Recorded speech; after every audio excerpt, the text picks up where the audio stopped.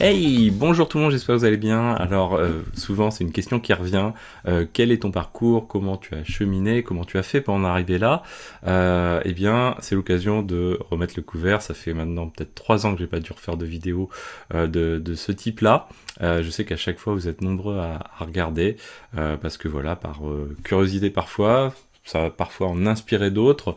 Ça a montré surtout une chose, c'est que beaucoup de choses sont possibles dans la vie, à coup bien sûr un petit peu de travail, de chance aussi. Vous allez voir, on va certainement en parler. Hein. C'est une vidéo, alors je vais pas dire improvisée, mais c'est une vidéo qui va suivre son chemin, qui risque d'être un petit peu longue. Donc désolé pour les gens qui aiment les vidéos courtes, mais voilà, ça fait maintenant presque 26 ans que je travaille, donc c'est difficile de résumer les choses. Et je pense que ce qui est intéressant, c'est de voir le cheminement, voir les virages, on va dire, dans la carrière. Et première chose, on va dire, un peu à noter, c'est que vous êtes tous uniques. Ça, c'est quelque chose qui est important à avoir en tête. Moi, voilà, j'ai fait mon parcours. Celui-ci ne ressemble à aucun autre, on va dire, mais d'autres ont des parcours tout aussi intéressants. Vous pouvez avoir une petite pensée pour Stéphane Robert, que vous connaissez très certainement, est très connu dans le domaine DevOps. Lui, il a démarré, il a fait de la chaudronnerie, par exemple, aussi. Donc, vraiment, c'est des choses qui sont très intéressantes. Ça ne veut pas dire que les gens qui ont un parcours plus standard, on va dire avec une école d'ingénieur et qui arrivent dans le monde de l'entreprise, n'ont pas une valeur, parce que c'est vrai que souvent on veut donner une valeur à un parcours, à une personne, même potentiellement. Je pense qu'il faut écarter complètement ce type de notion, puisqu'en fait, chacun va apporter, et on va dire, dans une équipe, cette diversité va justement enrichir l'équipe. C'est comme ça qu'il faut vraiment prendre les choses. C'est un enrichissement de compétences qu'on va faire venir des unes ou d'un côté ou d'un autre, d'une personne ou d'une autre, et chaque personne apporte les choses à la fois d'un point de vue technique, mais ça, technique, on va dire, c'est pas vraiment ce qui fait grand chose dans une équipe, mais c'est plutôt, on va dire, le caractère et on va dire les mindsets des gens. Souvent, c'est quelque chose qui revient, les soft skills des gens également. Si on devait le comparer, c'est un petit peu si vous avez une équipe de foot, hein, on va faire la comparaison avec une équipe de foot bien connue qui a injecté des milliards dans son équipe. Au tout début, en fait, ils avaient beau avoir pris, on va dire à peu près les meilleurs techniciens du domaine, pour autant, ils n'ont pas gagné la Champions League de cette manière-là. Ça met du temps à se faire, ça met du temps à se créer une équipe, et il faut aussi avoir voilà le lien qui va avec. C'est valable dans beaucoup de sports aussi. Hein. C'est aussi pour ça qu'il y a aussi des périodes d'immersion sportive avant, par exemple, avant de lancer l'équipe de France lors d'une Coupe du Monde, bien avant, ils sont rentrés en mode un petit peu immersif tous ensemble pour créer une cohésion de groupe, ce qui est très difficile à faire puisqu'en fait ils font ça, ils changent souvent de casquette au cours de l'année, à la différence un petit peu de nous. Alors c'est parti, on va pas prendre mon CV, j'ai juste donc je vais me réduire parce que ma tête on s'en fout un petit peu, et deux, ce qui est important ça va être de retracer les choses, mais d'éviter de s'apesantir sur les technologies. Donc ça vous voyez c'est mon CV qui est donc il est plus à jour puisque là je vais avoir bientôt 46, j'en ai 45 à l'heure actuelle. Vous voyez que c'est pas un truc qui claque de tous les côtés. Je l'ai résumé à 2 pages parce que c'est pareil sur le CV, hein, on pourrait y revenir, mais l'idée c'est de pas faire des focus sur la période passée. Assez longtemps, je me suis posé la question de garder ou pas ce qui était lié à des métiers qui n'ont absolument rien à voir avec mon métier actuel. Je le garde volontairement, mais je l'ai raccourci volontairement, mais je le garde pour montrer que je ne viens pas de ce domaine de l'informatique, ce qui a aussi un côté positif, hautement positif dans mon cas de figure, puisque ça permet de montrer voilà la volonté la volonté que j'ai eue à un moment donné. Maintenant on peut considérer, je pense, que la migration est un petit peu faite, mais en tout cas de changer de métier et cette capacité à faire des choses un petit peu différentes.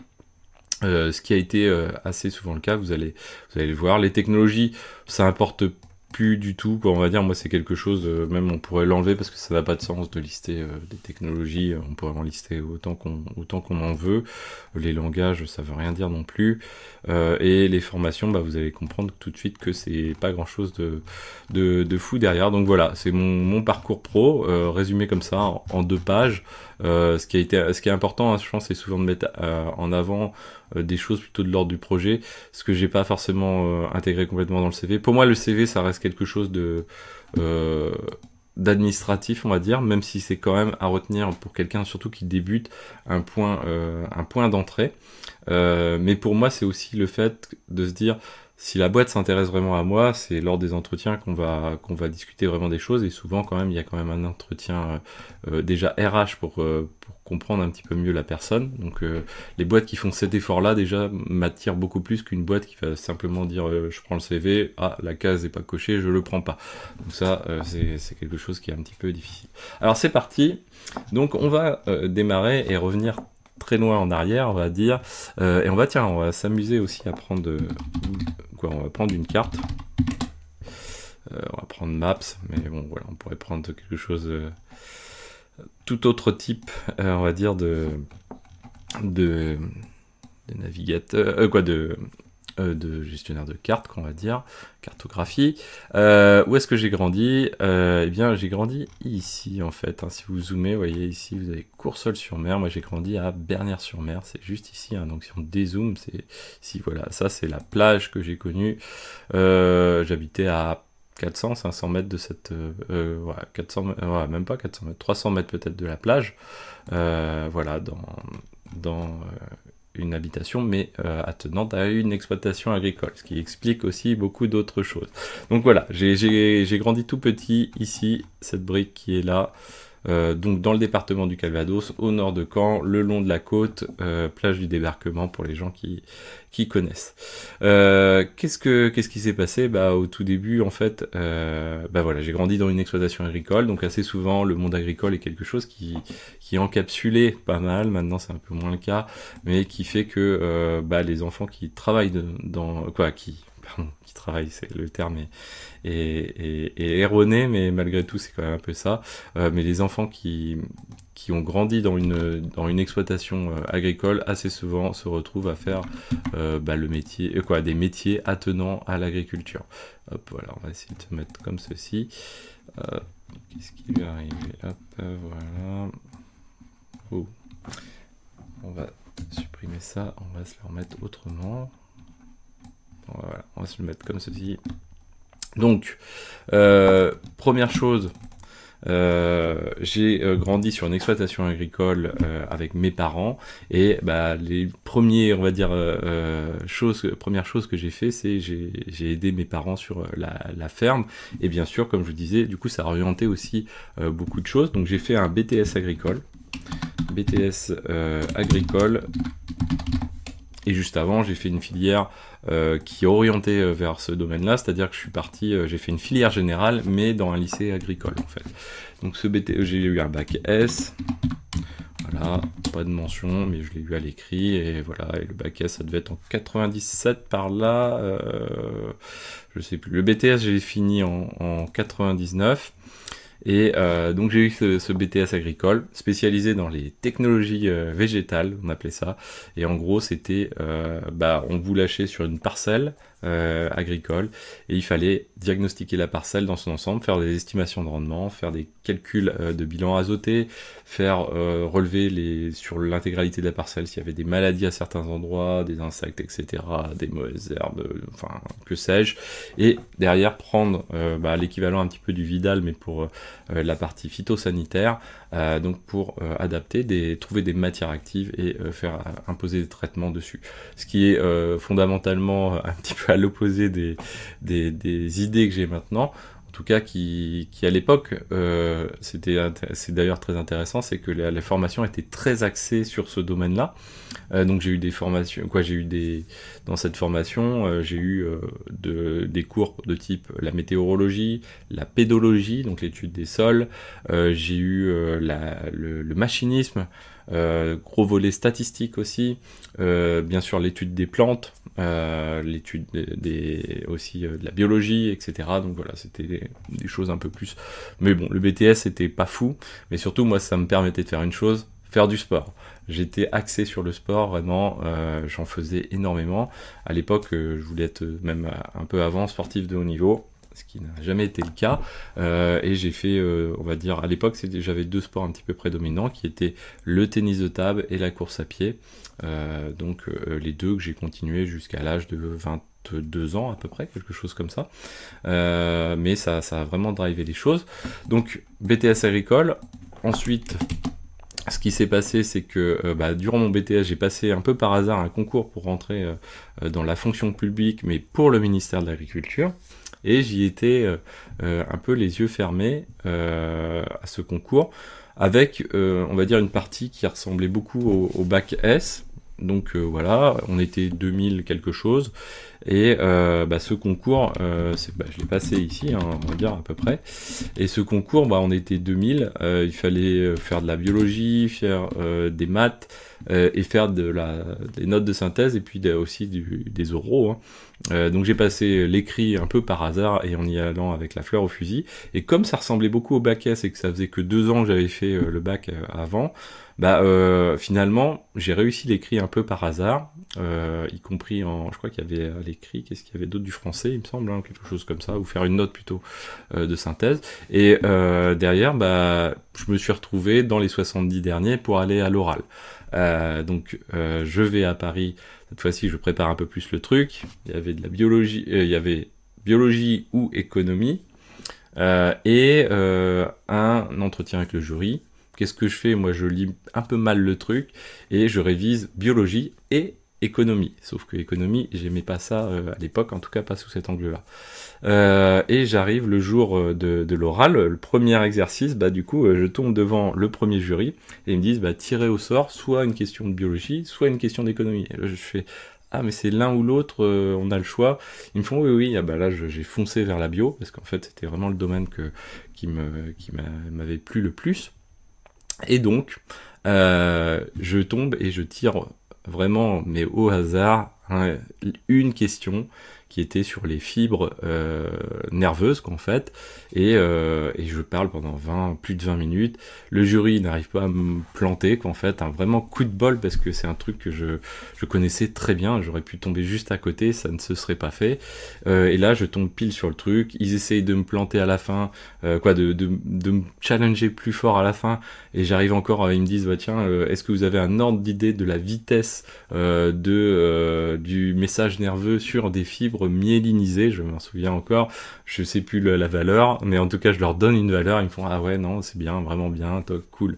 Ensuite je fais le deuxième entretien avec le jury, et là vous allez voir encore cette notion de chance assez incroyable. Donc la bio, on va dire, dans ma tête j'ai fait ok, je suis content. Par contre là j'arrive devant le jury, et là devant le jury, le deuxième jury, là ça se passe un petit peu différemment, c'est-à-dire qu'en fait il commence à me dire la question assez évidente, est-ce que vous pouvez nous décrire les métiers que vous êtes susceptibles de faire pour lequel le concours peut vous apporter des choses. Et là, en fait, je leur explique en jouant de la flûte et du pipeau que en fait, non, je suis pas tout à fait en mesure de savoir. Alors, je dis grossièrement le truc, mais ils me disent ouais, ok, mais ça c'est une des spécialités. Est-ce que vous connaissez les autres spécialités? Et là, je ne sais pas expliquer. Donc on discute du monde agricole aussi, et c'est là qu'ils découvrent que je viens du monde agricole. Et là, coup de chance, c'est qu'en fait, ils recherchaient des gens au profil un petit peu en mode caméléon, on va dire, qui m'a toujours un peu collé à la peau, c'est que ils cherchaient des gens issus du milieu pour vraiment avoir un dialogue plus fort avec la profession agricole aussi. Et là, du coup, je ressors du truc, je fais à mes parents, ça c'est la bio, ça a été, mais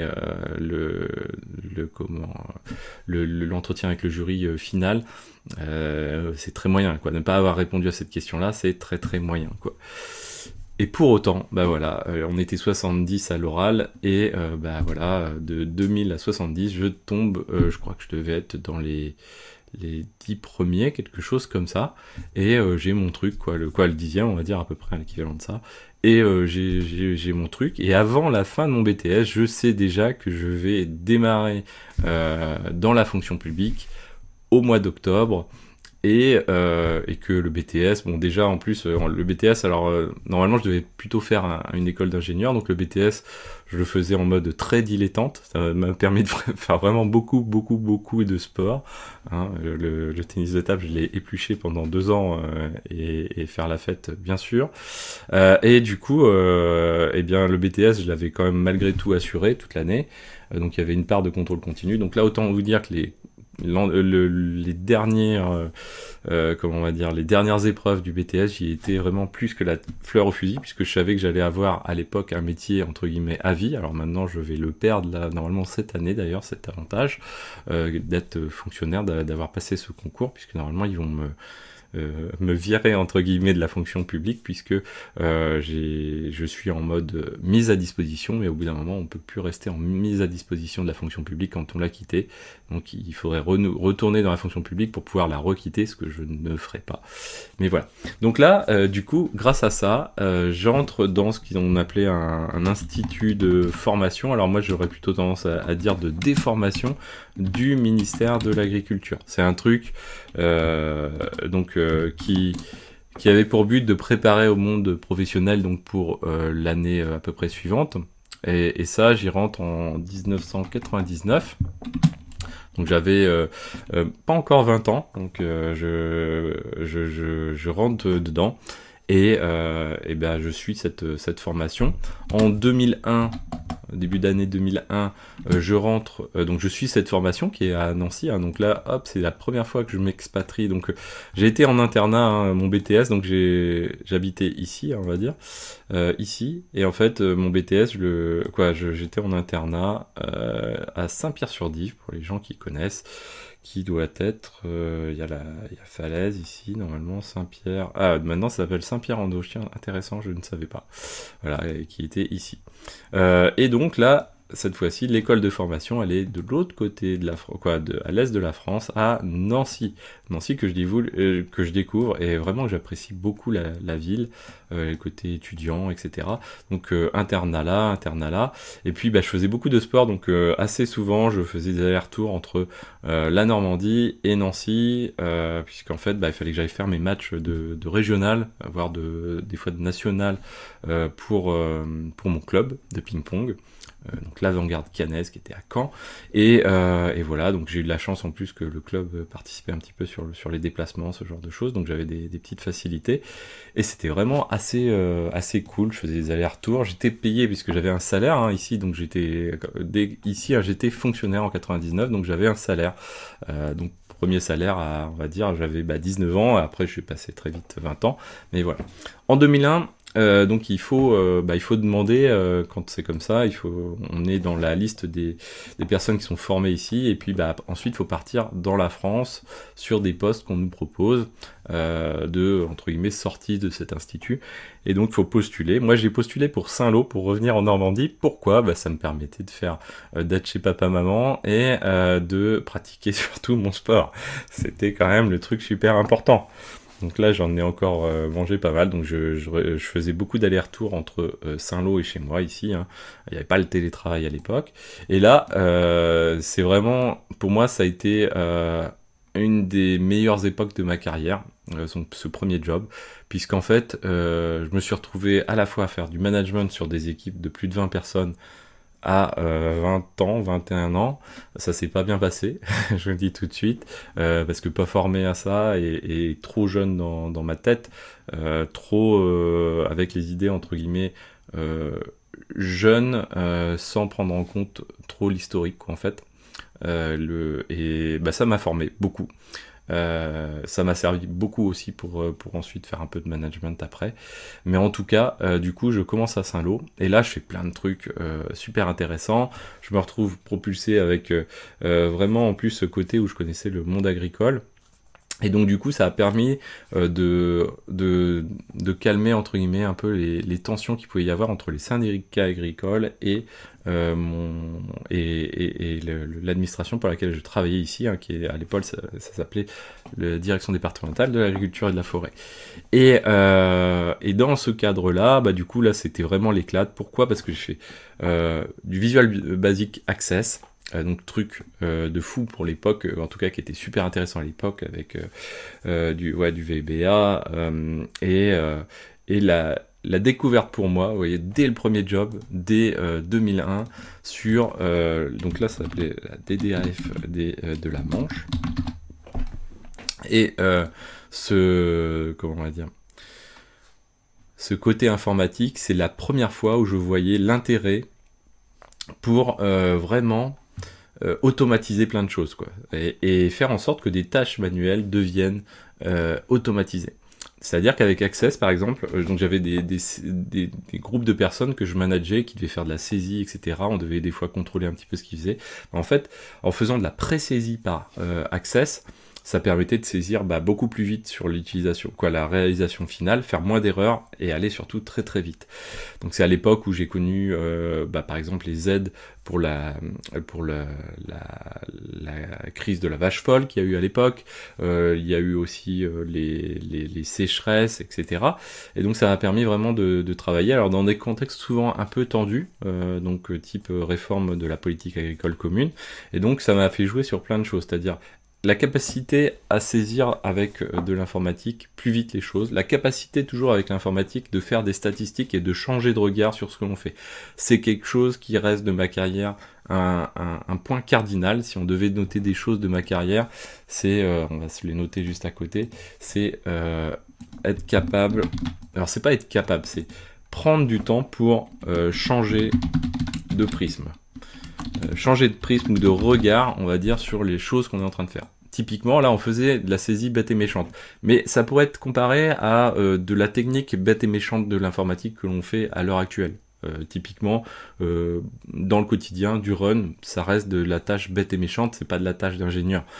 Eh bien, être capable de changer de regard vis-à-vis de ce type de fonction qu'on réalise, c'est quelque chose qui est primordial. À l'époque, et ça c'est mon premier manager, qui s'appelait Michel Rimbaud, qui m'a fait découvrir ça. C'est-à-dire, il me faisait faire des extractions de données, que je reprenais, que je retriturais avec mon Visual Basic Access. À l'époque aussi, je faisais du traitement géographique, donc de la cartographie, et ça permettait du coup de faire des extracts, et ça, il m'imposait un petit peu cet exercice-là une fois par mois, et on le faisait une grosse fois, aussi une fois par an, de faire un changement de regard par rapport à l'activité qu'on faisait, pour en sortir de la valeur ajoutée au-delà de la valeur de distribuer des aides aux agriculteurs qu'on faisait les 3/4 du temps.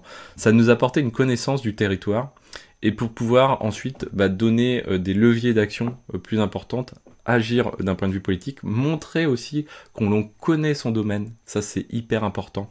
Et du coup, ça faisait que lui et moi, on a vraiment percé, je pense, à tel point que la chambre d'agriculture de la Manche à l'époque, on commençait à lui faire un peu d'ombre. C'est-à-dire qu'en fait, le monde agricole trouvait que, au fur et à mesure, trouvait que on connaissait mieux l'agriculture du département que la chambre d'agriculture. En tout cas, c'était la perception qu'en avaient certains, et ça grassait un petit peu des dents. Mais voilà, j'ai pu faire des confs devant des agriculteurs, pareil, des trucs assez fous, devant des gens un petit peu chauds, on va dire. C'était vraiment formidable. En même temps, j'ai eu des exercices de dingue, c'est-à-dire la première fois, à cause de la crise bovine, par exemple, on a mis en place de l'identification très forte sur les bovins, ce qui n'existait pas avant, puisqu'il y avait des problèmes de boucles pour les animaux, etc., de boucles d'oreilles. C'est assez, pour quelqu'un qui connaît pas le contexte, c'est assez difficile à comprendre. Mais en tout cas, on a mis en place des sanctions pour les agriculteurs. Imaginez 10 000 agriculteurs dans le département de la Manche. La première année où je mets en place ce système-là pour appliquer la réglementation européenne, puisqu'en agriculture, c'est la réglementation européenne qui s'impose, puisque c'est un règlement européen, ce n'est pas une directive qui est à traduire dans le droit français, c'est directement applicable en l'état, un règlement européen, eh bien, j'applique les éléments tels qu'on nous l'a demandé, et ça génère plus de 3500 courriers de pénalité sur 10 000 agriculteurs dans le département. Donc autant vous dire que là, c'est comme si vous jetiez de l'huile sur le feu directement. Et donc pour faire ça, eh bien c'est là où j'ai commencé aussi à découvrir le côté diplomatique. On pourrait l'associer au DevOps en fait, c'est d'aller vers les gens, et même quand la situation est difficile, d'arriver avec soit des solutions, soit on va dire des choses pour faire passer la douleur, entre guillemets. Et typiquement, là, quand j'ai envoyé ce courrier-là, ce que j'ai fait à mon directeur, je dis, je peux pas envoyer ça, en plus venant du monde agricole, je dis, je peux pas envoyer ça en l'état comme ça, sans plus d'explications, surtout qu'il y avait des formules de calcul très complexes, et généralement, ça se passait mal quand on avait ce genre de choses, puisqu'en fait, on se faisait ensuite appeler au téléphone. À titre d'exemple, un courrier mal écrit, on va dire avec des phrases un petit peu mal tournées, difficilement compréhensibles, mais là on est vraiment sur des trucs, il faut se rendre compte que voilà, quand on touche aux administrés, là 10 000 agriculteurs, si vous aviez une phrase dans un courrier qui disait quelque chose, une phrase qui était un petit peu moins compréhensible, derrière sur les 10 000, vous êtes sûr que vous alliez avoir 1 millier d'appels, quelque chose comme ça. 1 millier d'appels quand vous avez votre numéro de téléphone à vous tout seul sur le courrier par exemple, autant vous dire que pendant plus d'une semaine, vous avez votre téléphone qui sonne en permanence, c'est-à-dire que même quand vous êtes au téléphone, vous entendez que derrière ça sonne encore, et quand vous allez raccrocher, ça va sonner. Donc il faut savoir en plus travailler en même temps que d'avoir le téléphone à l'écoute. En tout cas à l'époque c'était le cas. Donc vraiment truc hyper intéressant pour apprendre à expliquer ce que faisait très très bien. Donc c'était mon manager de l'époque, c'était un vieux briscard entre guillemets qui avait 55 ans, et donc il me briefait sur tout ça. C'est-à-dire il me disait là c'est bien, t'as formulé ce truc là comme ça, mais là, c'est pas assez clair encore. Il y a un truc, faut vraiment qu'il y ait zéro zone d'ombre, parce que sinon ça va pas le faire. Et c'était vraiment hyper intéressant. Pareil, le travail en équipe sur quand il y a 10 000 agriculteurs, il y a des choses qu'il fallait organiser, etc. Super intéressant. Bon, on va continuer. Donc là, j'ai quitté ensuite le département de la Manche pour faire la même chose dans les Yvelines à Versailles. Pourquoi ? Parce que ma femme, elle, était aussi d'origine de Normandie comme moi, mais elle a eu un travail à Levallois-Perret, donc on a habité à Asnières sur Seine, donc par ici, voilà, touc. Asnières, c'est ici. Et ici. Et derrière, moi je travaillais à Versailles, ça me faisait faire en transport en commun, en région parisienne ça se fait assez bien, une petite heure de transport en commun pour arriver à Versailles, qui doit être Versailles, donc on doit être par là, voilà, Versailles, donc je faisais ça. Et Versailles, du coup, je faisais la même chose pour le département des Yvelines, où il y avait moins d'agriculteurs, donc super intéressant, je passais de 10 000 à 1000 agriculteurs, un petit peu moins de 1000 même, on était plutôt autour de 900, et des profils différents, c'est-à-dire autant le monde était, ici, dans le département de la Manche, le monde agricole était très très rural, c'est-à-dire avec des gens, Madame Marie par exemple, j'en ai déjà parlé sur la chaîne, Madame Marie, qui venait, qui était à la retraite, mais elle avait pas de retraite quasiment, puisque issue du milieu agricole, du monde agricole, elle avait quelques vaches à côté, elle vendait sur le marché quelques œufs, etc. Et puis arrivé par exemple la crise de la vache folle, on donne une aide aux agriculteurs, dont Madame Marie, potentiellement, sauf qu'en fait on fait un formulaire où on demande le chiffre d'affaires.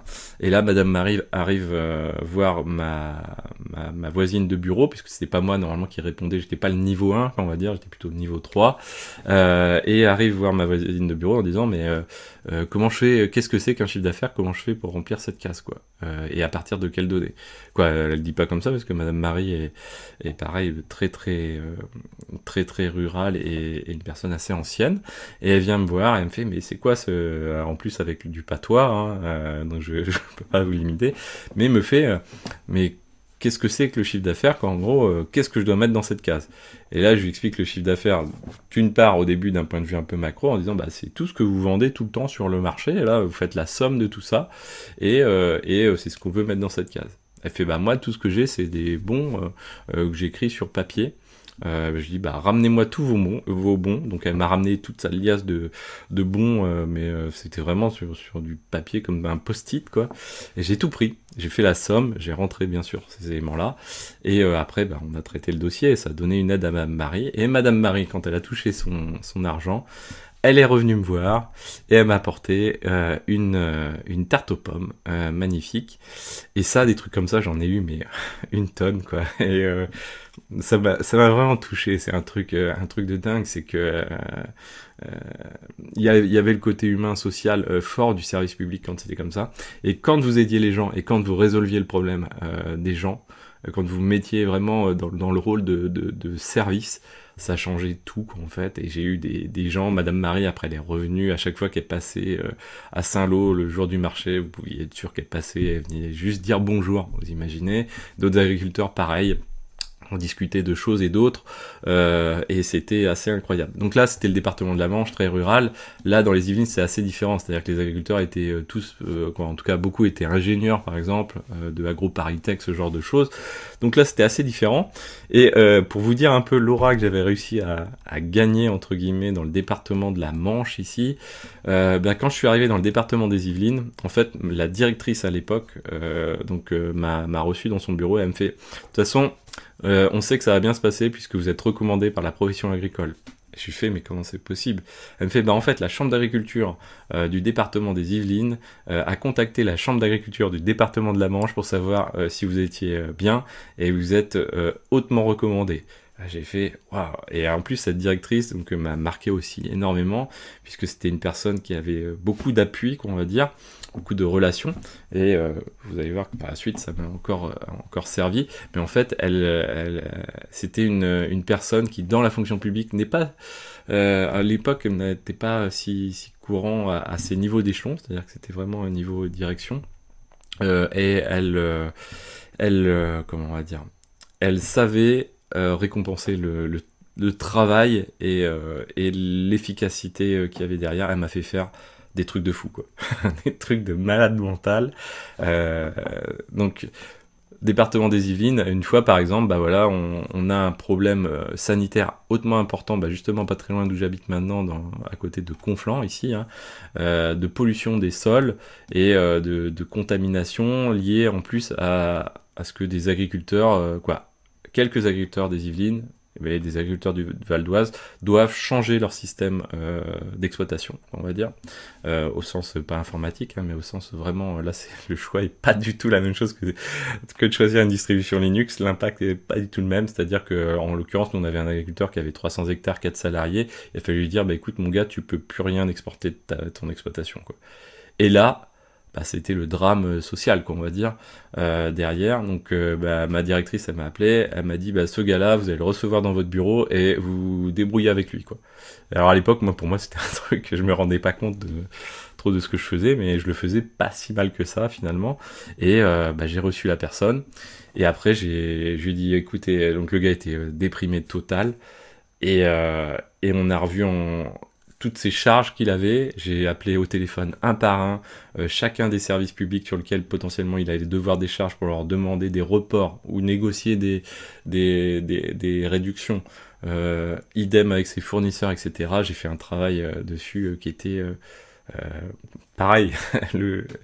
Juste au moment où j'ai quitté ce job dans les Yvelines, la personne a voulu manger avec moi parce que je lui ai tiré, on va dire, une épingle du pied, voire un peu plus que ça.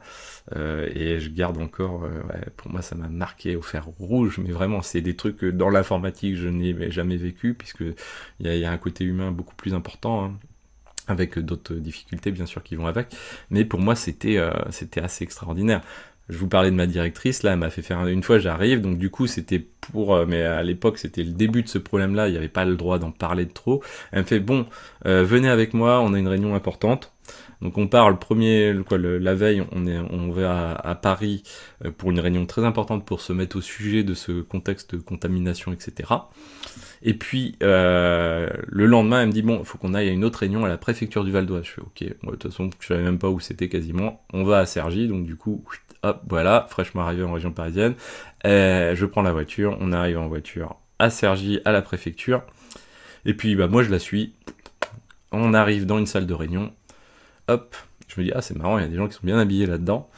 effectivement, il y avait des gens qui étaient bien habillés. Il devait y avoir le secrétaire général du ministère de l'Agriculture et le préfet des Yvelines. Je comprends que le gars qui était juste en face de moi, mais on était genre sur une petite table ronde à l'intérieur du bureau du préfet du Val d'Oise, et je n'ai même pas capté cette situation-là. C'était à l'époque, j'étais comme ça, c'est-à-dire que je pouvais pas stresser puisqu'en fait, je me rendais pas compte des choses, de qui était quoi. Et ça m'importait pas beaucoup quoi, en fait. Moi, ce qui m'importait, c'était vraiment le job qu'en fait. Et donc voilà, elle m'a fait faire des trucs comme ça, mais elle m'en a fait faire à foison. Voilà, j'ai fait des notes au préfet. J'ai mangé avec le préfet des Yvelines dans le salon de réception du préfet des Yvelines en petit comité restreint avec la profession agricole. Des trucs en veux-tu, en voilà. Et c'était assez fou. Là, pareil, j'ai fait beaucoup aussi de déminage auprès de... Donc c'est là où j'ai fait, par exemple, donc là, ça a duré... donc je suis arrivé dans les Yvelines en 2004. Hein. Donc 2004. Hop là. 2004. Ici, DDAF des Yvelines, on va dire, c'est la même chose. Et là, en fait, donc j'ai quitté ensuite le département des Yvelines en 2007, je pense, pour arriver au ministère de l'écologie et du logement, quoi, on va dire.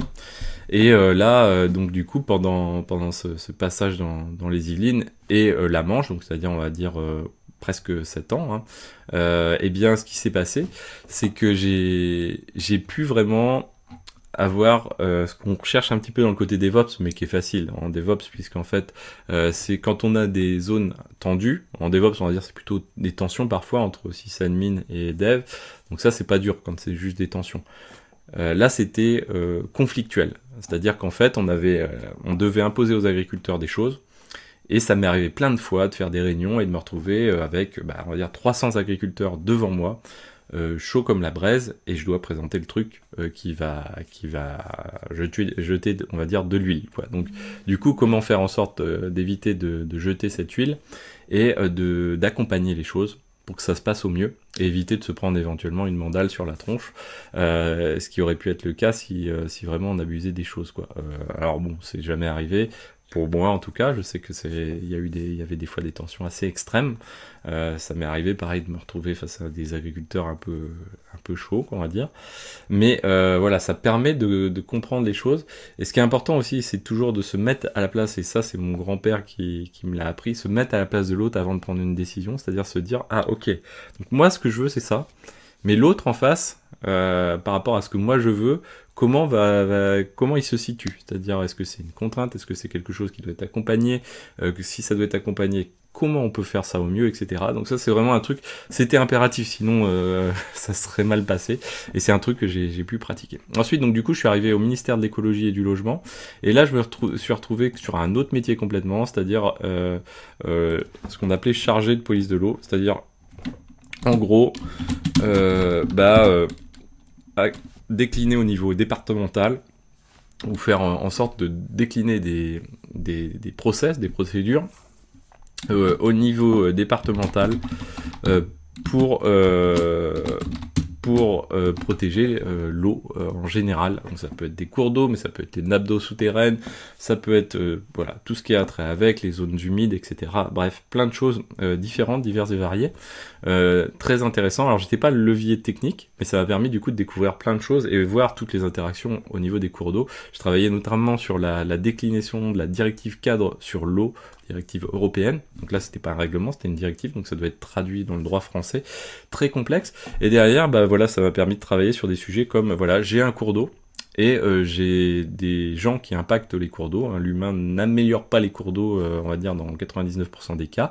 Donc j'ai des agriculteurs, j'ai des industriels, différents types d'industries, différents types d'agriculteurs, des stations d'épuration, des prélèvements d'eau, donc à la fois d'usagers domestiques, mais aussi industriels, enfin voilà, et vraiment plein de choses différentes. Et bien comment je fais en sorte pour essayer de faire cohabiter tout ça, c'est-à-dire de détruire un peu le moins possible les cours d'eau, de rejeter un peu le moins possible ou de prélever le moins possible, tout en ayant une gestion un petit peu globale des choses. C'était super intéressant, très délicat, avec une grosse part derrière de relations avec, on va dire, la sphère un petit peu ministérielle, donc ce qui n'était pas non plus ma plus grosse tasse de thé. Mais à côté de ça, donc ici j'ai fait du VBA, donc Visual Basic Access, ici, avec de la cartographie. Donc à l'époque c'était un outil qui s'appelait Mapinfo, je sais pas si ça existe encore, peut-être, probablement. Et j'ai fait la même chose dans les Yvelines, puisqu'en fait un truc qui marche, on l'a répété, et là je l'ai fait même de manière plus intensive, donc vraiment super intéressant. Ici ça a été, à un moment on remontait beaucoup de données pour la Cour des comptes notamment, sous forme de fichiers Excel de tous les départements de France, c'est-à-dire tous les départements ici, tous les départements ici ou les DOM, on remontait des datas, mais ça on le faisait par fichier Excel. Et ensuite on réagrégeait toutes les données, et on le refaisait, et ainsi de suite, mais on réagrégeait plusieurs fois les données avant de les donner à la Cour des comptes, qui devait ensuite écrire au Premier ministre pour dire, écoutez, vis-à-vis de ces données-là, on en déduit que voilà, il n'y a pas assez de tel et tel truc, etc. Voilà, ce que fait très très bien la Cour des comptes. C'est super intéressant de discuter avec des enquêteurs de la Cour des comptes. C'est vraiment quelque chose qui est assez impressionnant de voir la capacité d'audit de gens qui ne sont pas du domaine pour pouvoir prendre en compte le domaine et sortir les meilleurs paramètres, indicateurs ou choses qui ne vont pas dans le domaine. C'est assez fou, quoi. Ça on en parle très peu, on a toujours tendance un peu à taper sur le dos des fonctionnaires, mais il y a des gens qui travaillent, qui font un travail remarquable et qui ont des capacités même bien plus importantes que des ingénieurs en informatique et des meilleurs.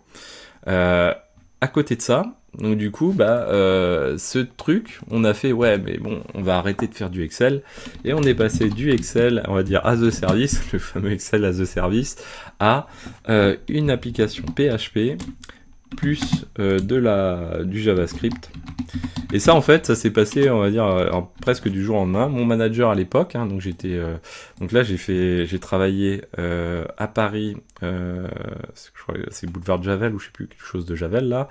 Et ensuite, ici, à l'Arche de la Défense, dans l'Arche même, j'ai travaillé, là, sur ces années-là, paroisse sud de l'Arche, même.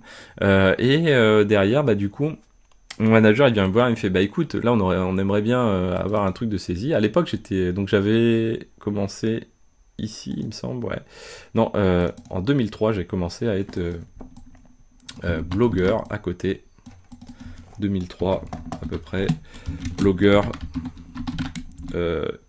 immobilier, parce que j'étais fan d'immobilier. Avant j'étais fan même ici là, 99, un peu avant 99, juste voilà, quand je suis devenu majeur, fan de trading aussi, blogueur immobilier plus SEO, et donc j'avais plein de fermes, j'avais une ferme de blog sur plein de domaines, et du coup ça m'a fait toucher à PHP, donc grand merci aussi à Alex qui m'a fait découvrir, parce qu'au début j'avais des blogs façon blogueur, etc., donc des trucs hébergés sur des plateformes, et lui m'a fait découvrir OVH, donc alors là OVH c'était plutôt en 2007 je pense, c'était par là, donc OVH, c'est ça, 2007, OVH, je découvre OVH, je monte sur un SFTP, un WordPress avec la petite stack lamp habituelle qu'on va dire,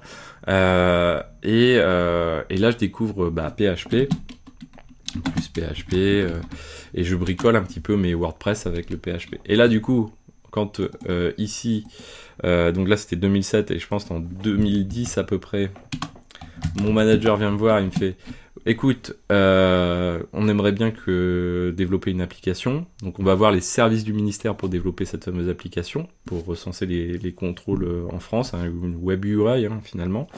On va voir le service du ministère, il nous fait ouais, mais pour ça il va falloir 3 ans à peu près pour le faire. Mon manager il fait bon laisse tomber, on monte, on s'en fout, on va avoir du mal. Puis finalement on arrive dans le bureau, il fait mais ça te dirait pas toi de développer ce truc là? Je fais ouais moi je suis chaud quoi. Et donc voilà, là on a pris même un hébergement en dehors du ministère, c'est-à-dire sous le manteau, puisque lui avait des appuis ministériels, etc. On pouvait se permettre un peu ce qu'on voulait, mais pour démontrer en fait que ce genre de truc, et là du coup on avait un petit groupe au niveau du ministère qui était un peu orienté en shadow IT, qu'il faut plutôt éviter habituellement, mais pour démontrer que voilà, l'hébergement informatique, en fait, il faut évoluer. S'il y a du shadow IT, c'est qu'il y a des lacunes parfois. Et donc il faut savoir évoluer. Et donc là, je fais ce truc-là, et cette application-là, je vais même au-delà des attentes, qui était juste un recensement au début. Après, je fais de la cartographie sur Google Maps. Plus que de la cartographie, je fais ensuite des calculs de géolocalisation, etc. Puisqu'en fait, j'avais mes petits restes de map info d'exploitation de data. Donc du coup, cette application-là, je l'ai fait vraiment à ma sauce, c'est-à-dire comment j'aurais aimé avoir au mieux le truc. Donc vraiment la main sur tout, mon manager me laissait faire tout. Et de la version V1, donc du coup les gens pouvaient même dessiner des polygones, hein. On est en 2010, hein, maintenant c'est un truc qui est easy, ça se fait doigt dans le nez et tout. 2010, dessin de polygones, et à l'époque j'avais aucune formation dans le domaine. Dessin de polygones, ça calculait des surfaces, ça permettait de calculer des surfaces sur la France entière, faire la somme de tout, les extraire en format KML pour pouvoir les importer dans du mapinfo ou autre pour faire du retraitement de data, etc. Super sympa. Je présente ça, et truc assez extraordinaire, je présente ça à Paris, je sais plus à quel moment c'était, mais c'était juste avant que je parte, donc on était autour de 2011 à peu près. Je présente cette version 1, quelque chose comme 8 mois après la demande. Je présente ça devant 160 à 180 personnes qui représentent tous les départements de France, mais des personnes de chefs de service, qu'on va dire, qui jusque-là étaient habitués à des outils qui étaient un petit peu moyens, ou en tout cas surtout ils crachaient sur les outils. Et là, je fais ma présentation, je montre un truc en plus où je dis, moi il n'y aura pas de formation décentralisée en France, parce qu'on faisait avec des programmes de formation décentralisés avec des organismes de formation et tout. Moi, ce que j'avais fait, à l'époque, en plus j'étais blogueur et youtubeur immobilier, et j'avais fait dans la vidéo intégrer un onglet formation avec 5 minutes sur chacun des modules de l'outil en question. Comment on dessine des polygones, on les enregistre, Et j'ai fait, moi, hors de question, tout sera à l'intérieur. Alors c'était révolutionnaire, et voilà. Donc du coup je présente ça, et là je fais ma petite présentation d'une demi-heure, 3/4 d'heure de l'outil, simple. Truc en plus qui était à la mode à l'époque, hein, c'est-à-dire avec du Google Maps intégré, etc. Exploitation, extraction, réutilisation dans Google Earth potentiel, etc. C'était le pied, et je présente ça, et à la fin, donc il y a une des personnes qui se lève, qui se met à applaudir, et les autres se lèvent et se mettent à applaudir, et là j'avais les larmes aux yeux. Mon chef de service t'as fait un travail de malade, c'est le cas de le dire, j'ai pété la baraque. Il me fait, mais tu te rends compte que ça c'est un truc, on n'aurait jamais cru d'une part avoir ça, et surtout la réaction des gens, quoi. En face il me fait, mais c'est oufissime, puisque même pour la valorisation de notre service, etc., ça a changé pas mal de choses. Ça a aussi changé pas mal de choses, au point que ça a bien sûr secoué un petit peu au niveau informatique les choses derrière, et on a pu derrière sortir des applications meilleures après. Cette application, du coup, je l'ai fini j'ai fini la première version, on va dire autour de 2011, et là j'en ai eu marre un petit peu de la politique de l'eau, on va dire le côté administratif. Du coup, je suis parti, je me suis dit, bon, je vais rester au ministère, et je suis parti en 2011 dans un bureau en charge, donc j'étais en charge d'un data warehouse, on va dire. Donc le truc qu'on entend un petit peu parler maintenant de temps en temps aussi, de collecte de data sur le logement, l'écologie, l'urbanisme, etc. En plus j'étais blogueur immobilier, donc du coup les données des logements, ça me permettait, alors non pas pour les mettre à travers mon blog, hein, bien sûr, mais ça me permettait de comprendre les problématiques, discuter. J'ai même discuté avec les notaires sur comment on avait comment les datas étaient enregistrées. J'ai découvert la rigueur statistique, puisque j'ai travaillé avec des statisticiens de l'INSEE.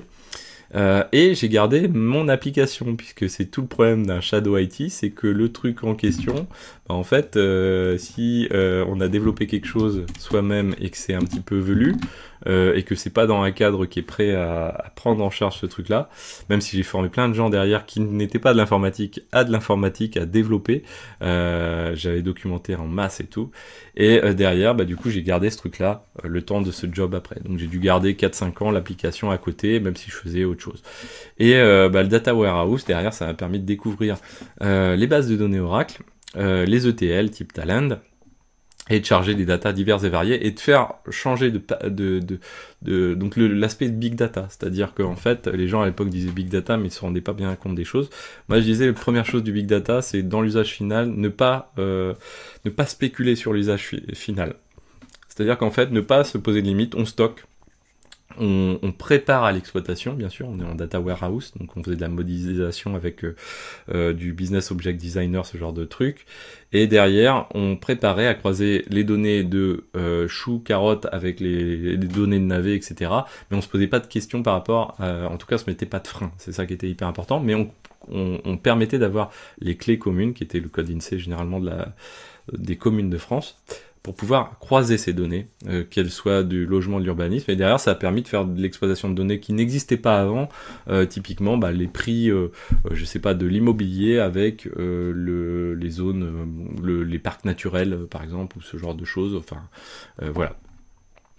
Donc super intéressant, mais le problème c'est que bah, mon travail, du coup moi je prenais de la donnée, tout ce qu'on me donnait, je le prenais, mais j'avais des collègues à côté, ça générait du travail, et c'est la première fois de ma vie où on m'a dit, écoute, tu es trop compétent, donc voilà, si tu peux trouver autre chose, ça serait pas mal. C'est la première fois de ma vie que j'entendais ça.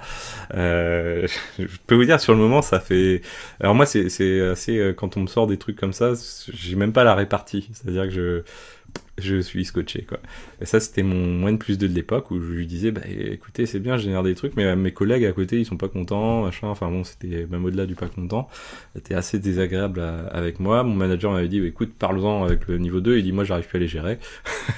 Et là, j'étais tombé vraiment dans un repère de parodie de fonctionnaires, pas de fonctionnaires, de parodie de fonctionnaires, un peu version de la série Caméra Café, hein, ce genre de truc.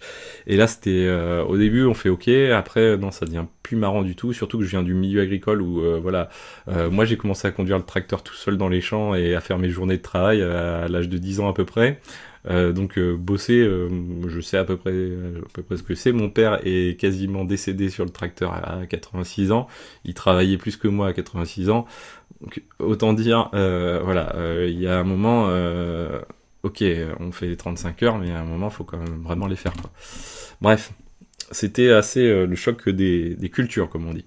Mais voilà, c'était intéressant, ça m'a permis aussi d'apprendre, de découvrir, d'évoluer un petit peu et de se heurter à des petites difficultés. Et là, j'ai commencé, donc du coup, bah, là, le problème, c'est que mon N+2, il me fait, bah, à ce moment-là, le mieux, c'est de partir, quoi. Il me dit, tu sais, t'es trop intelligent, enfin, je sais plus, il me l'a tourné quasi texto comme ça, j'étais scié sur le moment. En plus, vraiment, c'est un truc que je ne considère pas. Alors, intelligent, souvent, les gens, dans leur phrase, dans leur utilisation du terme, c'est les gens qui ont un espèce une machine à calculer dans leur tête, ce qui est pas du tout mon cas. Moi, à la rigueur, c'est plus un autre type de intelligence, mais si on regarde dans les classements, c'est plutôt émotionnel ou avoir de l'empathie, etc. Ça, c'est des choses, c'est plutôt des fonctionnalités que j'ai, mais côté, non, pas trop, quoi. Et pour le coup, et bien là, du coup, bah, moi, le problème, c'est que je suis quelqu'un qui est assez réactif. En tout cas, à l'époque, j'étais très, très réactif et surtout sur ce genre de truc. Bah, une semaine après, je suis revenu avec ma démission, ma demande de mutation, parce que voilà, j'avais noué des bons contacts avec ce qu'on appelle le centre serveur du ministère du Logement. Donc là, je suis rentré au centre serveur, hein, qui est pas le... Alors, il y avait la gestion de data center, et à côté, bah, il y avait surtout des sysadmins, et moi c'était sysadmin et DBA, donc j'ai commencé comme ça. Je leur ai dit, ah, ok, alors moi je suis vraiment prêt à venir, je suis chaud comme la braise, mais j'ai jamais fait de Linux, et le plus que j'ai fait, c'est utiliser Oracle, en fait. Et je leur ai expliqué que j'avais fait du PHP, du machin, du bidule. Ils font, ce sera pas un problème. Et là, donc on peut en parler, mais rencontrer les bonnes personnes de ma carrière, déjà dans le département de la Manche, première chose, mon premier manager, Michel Rimbaud, extraordinaire. Dans le département des Yvelines, c'était Anne Ménière qui était ma directrice, personne extraordinaire qui m'a permis aussi de rentrer au ministère de l'écologie. À l'époque, elle était dans le cabinet ministériel. J'ai été pistonné, enfin on m'a accueilli avec un espèce de tapis rouge que je n'ai pas, comme si j'étais l'élu, quoi. Bon, ce qui n'était pas le cas, mais ça m'a fait tout drôle quand on m'a présenté comme ça en disant bah, Xavier, voilà, il est recommandé par le cabinet du ministre. Ok. Alors pour une personne qui aime pas trop ce genre comment on va dire, de mise en avant, ça m'a fait un peu tout drôle parce qu'on m'a présenté plusieurs fois comme ça quand je suis arrivé et c'était pas très agréable qu'en fait. Alors il y avait un côté ok qui était sympa en disant bah voilà il a pas mal bossé du coup il connaît des gens là-bas, mais en fait non c'était pas que comme ça, c'était bon voilà c'était pas très agréable. Enfin bon, et là du coup centre serveur c'est le deuxième on va dire, là c'est vraiment le gros tournant puisqu'en fait c'est le moment où je fais vraiment de l'informatique. Alors là j'en ai vraiment fait quand même, hein, data warehouse, mais plutôt côté utilisateur qu'on va dire. Et puis le développement qui va avec quand même, que j'ai commencé en 2010. Donc ça fait on va dire à peu près 15 ans que je fais maintenant de l'informatique. Ensuite là je passe sysadmin DBA. Pour moi c'est là où ça commence vraiment. Linux, c'est le moment où on commence à travailler. Donc DBA, je commence à être DBA Oracle et là j'ai une chance. Donc d'une part on a Philippe Maxime qui m'aide à être embauché ici avec Hervé aussi que je rencontre qui m'acceptent qu'en fait tel que le parcours que j'ai, ce qui est remarquable je trouve, et qui m'ont donné cette chance assez extraordinaire puisque ça va vraiment avoir conditionné voilà les 10 années suivantes quoi, les même 11 années maintenant suivantes, ce qui est assez incroyable. Et en fait, à savoir que ça corrobore d'autres choses, c'est qu'en fait, depuis que je suis rentré, j'étais rentré dans la fonction publique, je n'avais qu'une chose, c'était de monter une entreprise à côté, ou en tout cas de sortir de ce carcan qui me bloquait à chaque fois de la fonction publique, qui était assez figé, même si j'adorais plein de choses, hein, j'adorais rendre le service public, quoi, entre guillemets, rendre service dans le service public. Ça, c'est un truc que d'ailleurs j'aimerais refaire même, mais que je ne referai pas. Mais en tout cas pas à travers le service public. Mais derrière, c'est un truc, je vais pas dire né pour ça, mais je suis rentré dans la fonction publique pour ça quand j'ai passé le concours, ce que je voulais faire. Et je voulais changer l'image des fonctionnaires. À ma toute petite échelle et le petit grain de sable que j'ai posé, j'ai pu le faire quand j'ai travaillé avec la profession agricole et ça c'était cool. Bon après voilà c'est un truc qui s'évapore comme le vent, mais voilà c'est quelque chose que j'ai vraiment apprécié terriblement, énormément. Et là du coup bah voilà on me propose de rentrer ici et je tombe avec Thierry dans le même bureau que Thierry, personne beaucoup plus expérimentée, certainement plus expérimentée à l'époque des sysadmins et bien sûr des DBA qu'on avait, et il me forme sur tout, mais avec une gentillesse sans quoi que j'avais encore rarement rencontré, et une pédagogie remarquable, patience. Focus sur ce qu'il faut avoir, etc. Du coup, j'apprends Linux au fur et à mesure. Donc, je démarre. À l'époque, c'était Linux Mint que j'utilisais. On m'avait fait installer ça. Je connaissais pas. Je savais pas qu'il y avait plein de distributions, etc. Bon, je rentrais dedans, le terminal, tac machin. Oracle, installation d'Oracle. On avait du Puppet pour automatiser tout ça, etc. Et là, du coup, ça le fait avec l'Oracle, je prends en chaud les choses. Donc, du coup, au bout d'un an après, je suis aussi, en même temps, je fais du Postgre. Donc, on va dire, on avait 200 instances Oracle, 200 instances Postgre, ce genre de choses, des serveurs physiques, serveurs virtuels, etc. Et ensuite, bah, du coup, après, bah, plus ça va, plus je fais un peu d'automatisation, découverte de Docker aussi en même temps, volonté de passer de travail de migration de Puppet vers Ansible. Donc là, je commence à ouvrir pas mal de confs parce que je me dis tiens c'est marrant, il y a des confs sur YouTube, je découvre le monde quoi en fait. Moi, j'étais blogueur immobilier encore à l'époque, hein, j'avais gardé ça puis j'ai arrêté autour de 2015 par là. Et du coup je découvre ce monde là, ce qui m'a aidé d'ailleurs à arrêter tout ce travail vis-à-vis de l'immobilier, puisqu'en fait du coup je me suis passionné vraiment pour l'informatique là. Et je commence à découvrir donc les DevOps, les DevOps Days, etc., etc. Et à chaque soir, je regarde ces choses-là, je commence à pratiquer chez moi. Je commence à me rendre compte en fait entre l'écart de ce que je pratique au quotidien et ce que je peux réussir à faire bouger vis-à-vis de ce que je vois le soir en rentrant le lendemain au travail. Donc du coup, ça commence à me chagriner un petit peu, même si j'adorais vraiment travailler là-bas.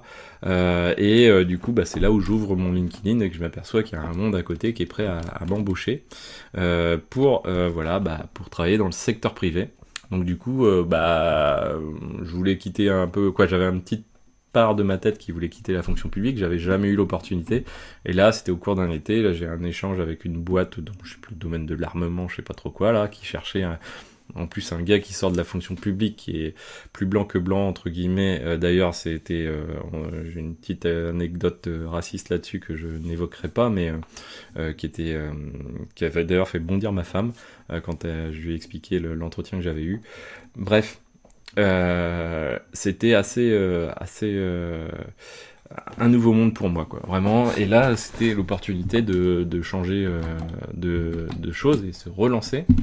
Donc du coup 2018, c'est là où je rentre, donc fin 2018 chez Oscaro. Donc en fait je fais plusieurs entretiens, avec des entretiens très sympathiques, alors quelques-uns les plus idiots dans le domaine souvent SS2I, alors deux SS2I qui m'ont fait ça, deux SS2I, une autre boîte, genre voilà, tu sors de la fonction publique. Je crois que c'était Capgemini de tête. Bon, j'en veux pas à Capgemini au-delà de ça, quoi. Mais c'est plutôt la recruteuse qui était pas très finaude, comme on va dire, qui me fait mais vous êtes au courant que vous sortez de la fonction publique là? J'ai fait oui, je sors de la fonction publique. Elle me dit oui, mais ça veut dire que vous quittez la fonction publique. Je dis bah oui, c'est ça. Elle me dit ouais, mais en gros vous êtes au coup il va falloir travailler plus et tout, quoi. Je vois pas très bien où quoi vous voulez en venir. Alors je faisais ça un peu volontairement. Elle me fait oui parce que là vous étiez fonctionnaire, quoi. Genre, voilà, t'étais une grosse feignasse, il va falloir te mettre à travailler, quoi. Malheureusement, c'est des gens qui n'ont pas dû, pas dû d'ailleurs pratiquer beaucoup la fonction publique, puisque dans la fonction publique, c'est aussi là où j'ai vu, d'ailleurs, de mémoire, des gens qui travaillaient même plus que les gens que je connais à l'heure actuelle, les plus travailleurs. Je connaissais des gens qui bossaient jusqu'à 2-3 heures du mat en physique, sans télétravail, sur place, dans l'Arche de la Défense, ce genre de choses. D'ailleurs, ça m'a valu des difficultés, on pourra reparler du burn-out vis-à-vis de ce genre de choses. Bref, voilà, pas très cool, mais voilà, c'était assez, finalement, c'est une expérience. Toute expérience est bonne à prendre, dans tout ce que j'ai fait ici, j'ai pu que capitaliser des choses. Et donc du coup, Oscaro, en fait j'ai plusieurs offres au même moment, soit retourner dans de l'hébergement, soit moi je voulais aller dans du e-commerce, parce que ça me faisait, je voulais voir quelque chose de dynamique, et là je tombe chez Oscaro, où le but c'était de passer en microservices, le but c'était de passer à Docker, le but c'était de faire des bonnes pratiques Ansible, le but c'était qu'est-ce qu'il y avait d'autre, d'étudier aussi Cube un petit peu à l'époque. Et puis, je crois que Postgre aussi, au dispo, ça tombait bien, j'avais fait juste du Postgre, c'était ma spécialité avant. Et voilà, donc 2018, assez sympa, je démarre chez Oscaro, et puis là, c'est pareil, on me donne...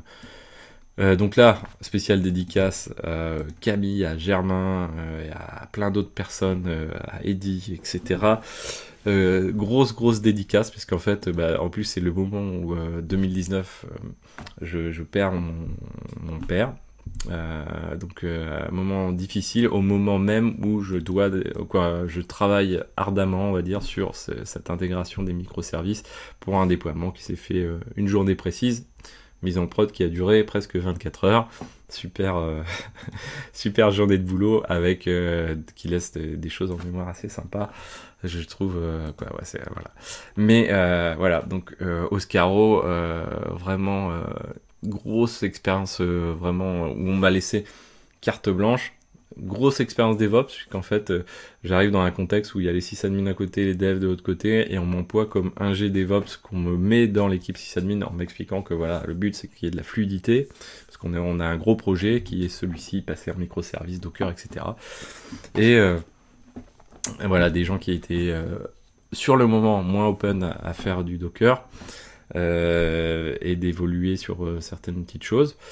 Et là, j'ai même fait pipeline de CI/CD aussi pour tous les microservices, tout ça. J'ai même fait une conf aussi là-dessus. Et là, c'était vraiment sympa parce que ça m'a permis, en plus, donc je suis arrivé, il a fallu que je pousse des choses. Dans l'équipe, j'ai pas été super intégré vis-à-vis lié à ce contexte-là, hein, c'est-à-dire qu'on n'a pas assez non plus expliqué aux gens qu'on allait changer plein de choses, quoi qu'il arrive, qu'ils soient d'accord ou pas, qu'on allait passer à du Docker, etc. Donc du coup, les gens étaient réfractaires aux choses aussi parce qu'on leur avait pas forcément expliqué les choses. Et voilà, donc du coup, je tombe vraiment dans un contexte où il y a besoin de cette fameuse philosophie DevOps pour casser ce mur en fait, et du coup voilà, je bosse mon truc de manière isolée, quoi. Au début j'essaye de casser de créer ce lien, ça marche pas, du coup je travaille en mode très isolé, j'explique quand même les choses, et puis ensuite je vais partir en 2020, on va dire fin 2019 quoi. Ouais, 2020-2019 par là. Et du coup, là, je forme les gens et les gens me font il y a une personne notamment qui me fait c'est dommage, même plusieurs. C'est dommage parce qu'on avait beaucoup de choses à apprendre avec toi. Et du coup, j'ai essayé quand même de transmettre. Voilà. Donc voilà, vraiment, je trouve ça a été une très très belle expérience pour moi. Encore appris plein de trucs fous quoi. Et puis j'ai fait un petit peu l'erreur. Alors vous allez le voir, ma carrière là ensuite c'est vraiment le jeu des pas des 7 erreurs parce que il y a que des erreurs de choses. Souvent je conseille des gens pour leur carrière, mais je suis très mauvais dans ce domaine-là. Donc là je vais dans une SS2I qui s'appelle Hornes. Superbe SS2I que je vous recommande et qui veut travailler avec moi et qui me dit écoute voilà, si ça t'intéresse on peut te faire rencontrer quelqu'un et travailler dans l'administration système basse latence sur des infras de trading automatique. Là alors trading ting dans ma tête, on remonte à l'époque, alors je l'ai pas noté mais l'époque 97-99 par là quoi, où je faisais du trading, j'en ai même là en 2001 je lisais, j'avais des bouquins sur le trading, tout ça quoi, c'était ma passion. D'ailleurs passion que j'ai arrêté pour faire monter d'autres chiffres parce que moi dans ma tête c'était faire monter des chiffres, c'était un truc, donc j'étais gamer, ensuite j'ai fait du trading, ensuite l'autre moyen quand voilà j'ai été vers le blogging immobilier avec encore faire monter des chiffres, etc. SEO, c'était un truc que ça m'a toujours passionné à côté, donc ça toujours ma petite activité qui était à côté, que j'ai arrêté en 2014 par là, 2015 à peu près. SS2I, donc Hornes, qui me fait, ok, 6 admin sur l'infra de trading, ça a été à la Société Générale. Bon, sur le papier, c'était super intéressant parce que il devait y avoir bypass de kernel, sticker les process sur les cœurs, enfin plein de trucs tunés pour faire de la basse latence, ce qui existe quasiment dans presque aucun autre domaine, sauf certains domaines comme l'industrie ou l'armement, ce genre de choses. Mais en tout cas avec des OS tunés des OS tunés de ouf, des applications tunées de ouf, du hardware de malade, donc vraiment sur le papier très intéressant. Arrivé sur place, c'était c'était complètement différent, à tel point que même l'automatisation n'était pas très bien perçue, puisqu'en fait on voulait éviter les erreurs de masse sur l'infra en question. Et voilà, bon, ça m'a permis de faire aussi pas mal de Ansible, de montrer qu'il y avait des choses à faire évoluer, etc. Donc, c'était assez cool, mais voilà, au bout de 7 mois, c'était pendant le confinement, ça me saoulait parce que je faisais des vidéos où j'expliquais l'automatisation et qu'au quotidien, je pouvais pas vraiment le faire, donc c'était pas forcément cool. Donc toujours en 2020, là, je cherche un autre job, donc là, je tombe sur un job intéressant de BTP consultant. Donc là, le but, c'était de passer sur AWS. Et en fait, donc pour moi, ça permettait de cocher une case cloud que j'avais frôlé du doigt chez Oscaro. Et du coup, j'y vais parce que je trouvais ça intéressant. Le projet est en plus très très intéressant. D'ailleurs, j'ai suivi un petit peu les évolutions avec Franck notamment, etc. À travers LinkedIn. Et je trouve que voilà, c'est un truc qui était très très intéressant. Le problème, c'est que quand je suis arrivé, bah ça a été c'était délégué à une SS2I, que moi j'ai travaillé à côté, et que du coup je faisais plutôt de sortir des choses d'AWS, quoi, de cleaner du AWS, et puis d'autres travaillaient sur le projet principal, et moi j'étais un petit peu à côté, donc c'était pas vraiment ma tasse de thé. Donc je m'y suis pas retrouvé. Donc j'ai cherché un autre job, et là, bah, toujours en 2020 du coup, et là je suis arrivé chez Weborama en tant que SRE. Alors vous voyez que je parle pas trop des, entre guillemets, des titres. Ici par exemple c'était bah, ingé DevOps, parce qu'en fait j'en ai un petit peu rien à carrer des titres. Je trouve que en plus, surtout en France, ça veut strictement rien dire. Le SRE en France est très très mal connu, mal appliqué, et utilisé plutôt comme une étiquette, et le DevOps pareil, etc. Le but étant plutôt de recruter des gens que de... Et puis moi ce qui compte, c'est vraiment la matière que je vais travailler plutôt que le titre que je vais avoir, et que je sois payé aussi quand même éventuellement. Mais voilà, c'est plutôt ça. Donc là je rentre chez Weborama en tant que SRE.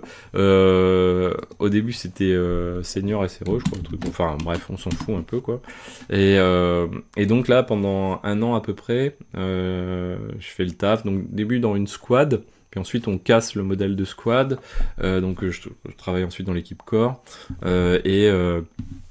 Derrière, là, c'était vraiment très cool parce que data center de A à Z, réseau. Alors moi qui est, voilà, là vous voyez que à travers mon parcours, que je suis entre guillemets didacte, et du coup la difficulté pour moi, c'est que j'avais jamais eu l'occasion de travailler sur des infras physiques, on va dire, et là c'était l'occasion de le découvrir, en plus avec des super collègues. Là, en l'occurrence, bah, merci aux Alexis et pléthore chez Weborama, mais plusieurs qui ont marqué. Amine, voilà, enfin Rabat, etc. Merci à tous, parce que là, c'est vraiment, pour moi, ça a été un switch assez monumental. Data Center, Network, Kubernetes, là, cette fois-ci, pour de vrai. Donc, Kubernetes, à l'époque, j'avais fait, si on met Kubernetes framboise. Vous êtes en train de vous dire, mais qu'est-ce qu'il fait? 360. 314, pardon. 360, c'est pas ça. Et là, ça c'était qui? C'était Bibi. C'est-à-dire que c'était moi, la table de mon salon, derrière, là, ici. Hop, là, les photos, quoi, voilà. Ça, c'est la table de mon salon, fait en... Donc là, c'est un cluster cube sur Raspberry en 2019. Donc là, en août 2019, vous voyez que j'avais déjà bossé un petit peu cube, que j'avais d'ailleurs poké un petit peu vite fait pour Oscaro, en disant non, on fera pas de cube, on n'est pas encore assez près, on n'a pas encore passé sur Docker, passons d'abord sur Docker, et ensuite on passera à cube. J'avais fait un système de mesh, service mesh avec du linkerd consul hors cube à l'époque.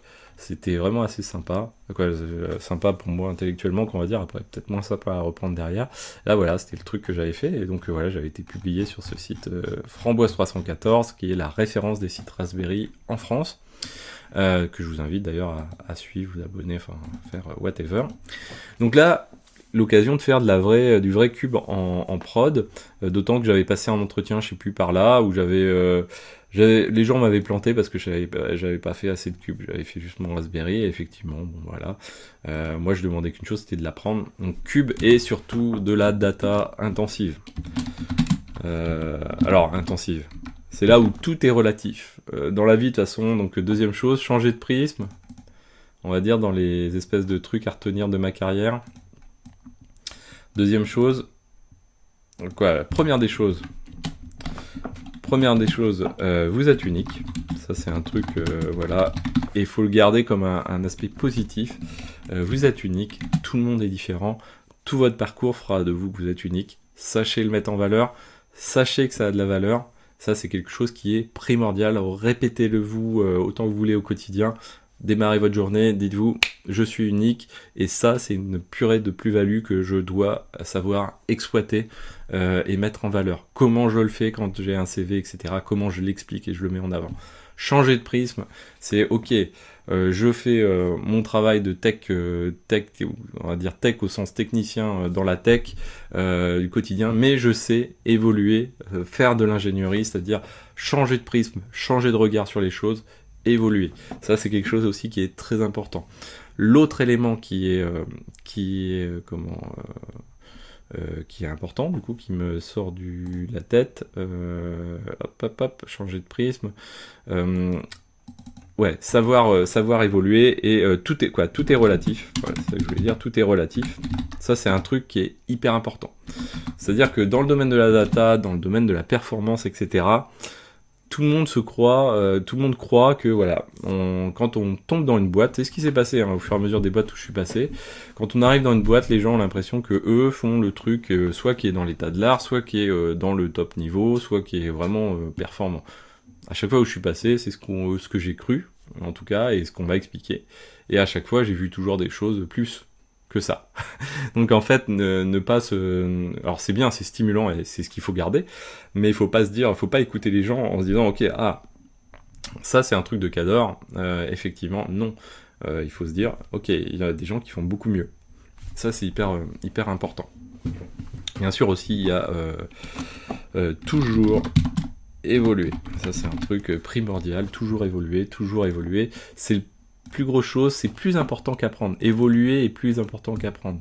Ça c'est un truc, c'est plutôt ça qu'il faut marquer. Évoluer, plus important qu'apprendre. C'est un truc qui est capital dans la vie de tous les jours et dans sa vie perso. Là, en ce moment, on peut parler de changement climatique et tout, c'est passionnant, c'est dramatique, mais passionnant, parce que ça va nécessiter des capacités d'évolution que l'être humain a. L'être humain a des capacités de malade mental, donc on saura évoluer, mais il faut savoir les activer, ces choses-là. Mais on sait évoluer, et c'est certainement un des paramètres qu'on a. Et si vous prenez alors des bouquins sur l'arrivée de la vie sur Terre, etc., l'évolution est un truc, mais de malade mental. Nous, on est là, on est en train de baver devant l'IA ou des trucs comme ça, mais ça, c'est du pipi de chat, quoi, en fait. C'est un truc, c'est du pipi de chat à côté de l'être humain sur Terre et l'arrivée de l'être humain sur Terre. Comment il en est arrivé là? C'est un truc de malade mental. C'est d'ailleurs ce qui manque un petit peu parfois comme regard et comme tout est relatif, toujours pareil. Les gens de la tech devraient, les dirigeants, on va dire, devraient regarder pour se dire, ok, ce qu'on fait en fait, c'est plutôt très bien, effectivement, dans la capacité des choses que l'on a, mais au regard du vivant, c'est peanuts. Si on prend la moindre insecte, la moindre libellule, c'est rien du tout. En fait, c'est ça qu'on devrait se dire. Un Kubernetes, c'est pas mal, mais en matière d'auto-guérison, ok, techniquement c'est pas mal, mais c'est inventé par un humain, donc c'est pas un truc de ouf, quoi, parce que c'est l'humain qui a pu l'inventer. Par contre, les trucs de ouf, on en a tout autour de nous, c'est des trucs de dingue, et les découvrir, c'est se rendre compte plus de ça, c'est-à-dire avoir ce côté tout est relatif, c'est se dire, ok, on est capable de faire beaucoup mieux que ça, et ça c'est sûr et certain. Là, c'est ce qui se passe. Donc là, data intensive, à l'époque, c'était 5 milliards de requêtes HTTP jour. Alors en fait, c'est pas si commun que ça, quoi, en fait, comme truc. Et derrière, ça sous-tend surtout que, ok, ça c'est des hits qui arrivent au niveau des endpoints, soit sur du cloud, mais surtout sur du data center, parce qu'il y a du data center. Mais derrière, ça veut dire qu'il faut encaisser ça dans le stockage de la data derrière. Et ça a entraîné plein de challenges super intéressants, avec des gestions de coûts, etc. Et c'est là où j'ai eu une chance assez incroyable, c'est de devenir lead. Alors, dans certaines boîtes, on va parler de manager, ça fait lead manager, qu'on va dire, parce que j'étais lead SRE. Donc là j'ai eu une chance ou malchance parce qu'en fait sur le moment j'ai vraiment d'ailleurs j'avais fait une vidéo dessus, mais mon manager s'en va, on se retrouve plus qu'à deux, mon collègue fait c'est toi qui vas devenir lead. Je lui dis attends, moi il faut que je décide parce qu'en fait il y avait deux options, c'est soit je me barrais parce que voilà, moi j'étais venu en plus pour ce manager là et d'ailleurs on a gardé de très bons contacts, on se voit régulièrement, mais ça changeait plein de choses qu'en fait on arrivait à des tailles critiques, la responsabilité de tous les contrats de data center à gérer, etc. Alors même si mon collègue était excellent là-dedans, et du coup on se complétait très très bien, mais voilà, pour moi c'était un changement radical. Et là donc du coup j'ai dit ok, moi il me faut une semaine pour décider. Et au bout d'une semaine, je fais de toute façon, c'est soit je m'en vais, soit sinon je reste et je prends un petit gap au niveau financier et ça me permet de m'enrichir de cette expérience. Choix que j'ai fait, derrière on a rembauché en plus du monde, et du coup je me suis retrouvé à la tête d'une petite équipe extraordinaire, extraordinaire travail sur aussi le data modeling, aussi le choix de base de données. Donc là, voilà, ScyllaDB, Cassandra, plein de POC, etc. On avait du Elastic, enfin bref, plein de choses. Et super intéressant. Une des deux meilleures boîtes pour apprendre la tech. Donc Weborama, extraordinaire. Truc de fou, quoi. Quand je vois que, voilà, moi, je rêvais sur d'autres types de boîtes à une époque, hein, on va dire les Google, etc. Non, en fait, vous avez des boîtes comme ça, faut pas partir dans des trucs de fou. Des fois, ça se trouve juste chez nous, et pourquoi? Parce qu'il y avait une part d'autonomie forte pour pouvoir pousser des choses. On faisait tout de A à Z, donc du coup là ça changeait plein de choses. Quand vous installez vous-même vos serveurs, vous-même ou votre équipe ou vos collègues en data center, que tout ça passe par des fibres optiques qui sont managées, on va dire, par vous, managées, pas managées, mais en tout cas vous utilisez fibre noire, machin, etc. Et que vous allez jusque installer votre cluster cube, jusque déployer de manière automatique avec du Flux dedans, monitorer tout ça avec du Prometheus, Thanos, etc. Juste une expérience extraordinaire.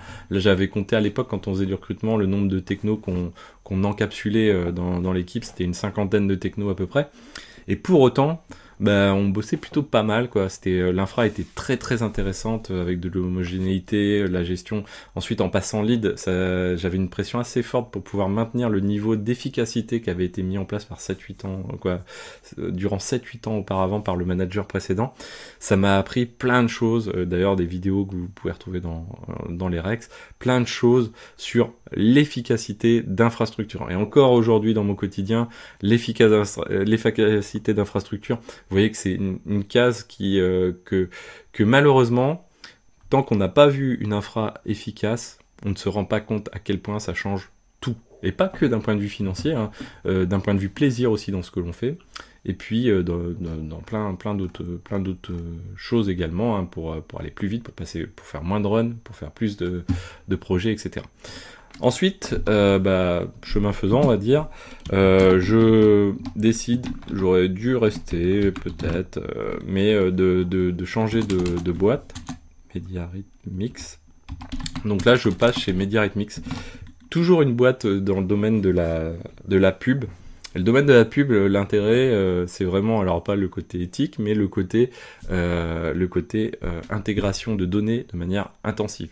Là, MediaRhythmix, c'était pareil, volume de données assez important, beaucoup de clusters Elastic, ScyllaDB, ClickHouse, du Kafka, mais de manière poussée, en fait.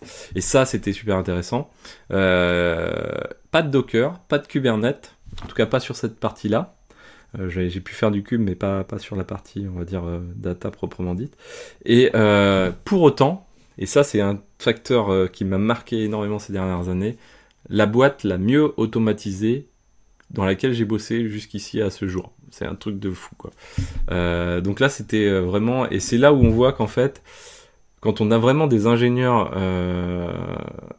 avec la philosophie de l'ingénieur, vraiment les compétences d'ingénierie, et que vous avez ça à l'échelle de 50 personnes, ça change tout. Mais vraiment tout, quoi. C'est fondamental. Parce que les gens, au quotidien, dans les tâches qu'ils font, ils regardent la tâche d'un point de vue micro et ils la remettent dans les contextes macro. Et ça, c'est un truc qui est pas si courant que ça dans nos domaines. Et quand je dis large, c'est large. C'est pas juste je prends mon truc, je sais le déployer, je vais l'industrialiser. Ah ok, bon, je vais l'intégrer un petit peu dans mon infrastructure. Non, ça s'arrête pas à ça. Ça s'arrête jusqu'à ok, quel est le rapport vis-à-vis de l'instanciation de mes clients business, quoi, et comment cette brique-là s'intègre dans ce truc-là, comment je l'intègre aussi dans les calculs financiers, comment j'optimise l'intégralité. Et là, quand vous en arrivez là, autant vous dire que c'est déjà que la boîte a été fondée par quelqu'un aux capacités assez extraordinaires. Ces entretiens avec cette personne qui m'ont fait aller chez MediaRhythmix. Capacité à modéliser non pas un data modeling des bases de données, ou de la relation des données, mais data modeling à l'échelle entière d'une infrastructure. Et ça, c'est une des, je pense, seules fois de ma carrière que je l'ai vu pour le moment. Extraordinaire boîte. Et d'un point de vue management, pareil, extraordinaire. C'est un truc, voilà, je l'ai quitté malheureusement. Franchement, c'est un des plus gros regrets que j'ai. Bon, après, faut pas avoir de regrets dans la vie. Mais là, voilà, c'était des trucs avec des terras et des terras, quoi, des dizaines et des dizaines de terras et quoi, centaines même de terras, etc. Avec des problématiques sur des clusters, etc. Enfin bref, du back-end OVH, des technos poussés fortement. Vraiment très très bon truc. Donc là j'étais quoi, je sais plus, DevOps quoi. Enfin bon voilà, enfin bref, c'était quoi, comme toujours le titre importe pas du tout quoi. Ok, et donc du coup bah là j'ai eu mon petit, à l'époque je regardais vraiment beaucoup de vidéos sur les enjeux planétaires, etc. J'ai épluché les 9 limites planétaires verticalement. Et j'ai fait, ah purée, faut vraiment que j'oriente plus mon travail vis-à-vis de ça. Et du coup, j'ai fait, non, mais la pub, c'est pas possible que ça aille avec, quoi. Bon, c'est pour ça que j'ai fait ce choix-là. J'ai baissé mon salaire drastiquement. Pour vous dire, j'ai baissé mon salaire de 10K à peu près par an pour aller vers, donc là, c'était en 2024, je pense. 2024. Chez Vinci Énergie, ou ce qu'ils appellent Citeos. Enfin, bon, il y a une marque, on va dire, Vinci Énergie, quoi. Là, c'était super intéressant aussi, hein, très très intéressant, parce qu'il y avait vraiment beaucoup de choses à faire, beaucoup de choses potentiellement à faire, parce que finalement, j'en ai pas fait tant que ça, j'ai presque rien fait malheureusement. Mais comment aider, comment instancier des choses pour les collectivités, pour à la fois faire de la smart city et en même temps faire des enjeux développement durable, la gestion de bornes de recharge de voitures électriques, etc. Très intéressant parce que mes collègues m'ont fait découvrir aussi des outils comme OpenSense, etc. Ça permet aussi de découvrir un des services les plus importants d'OVH que j'avais jamais découvert jusque-là et que je trouve le plus à forte plus-value, c'est l'installation de serveurs Proxmox chez OVH. Truc de dingue, avec des templates clés en main, etc. Vraiment très très sympa.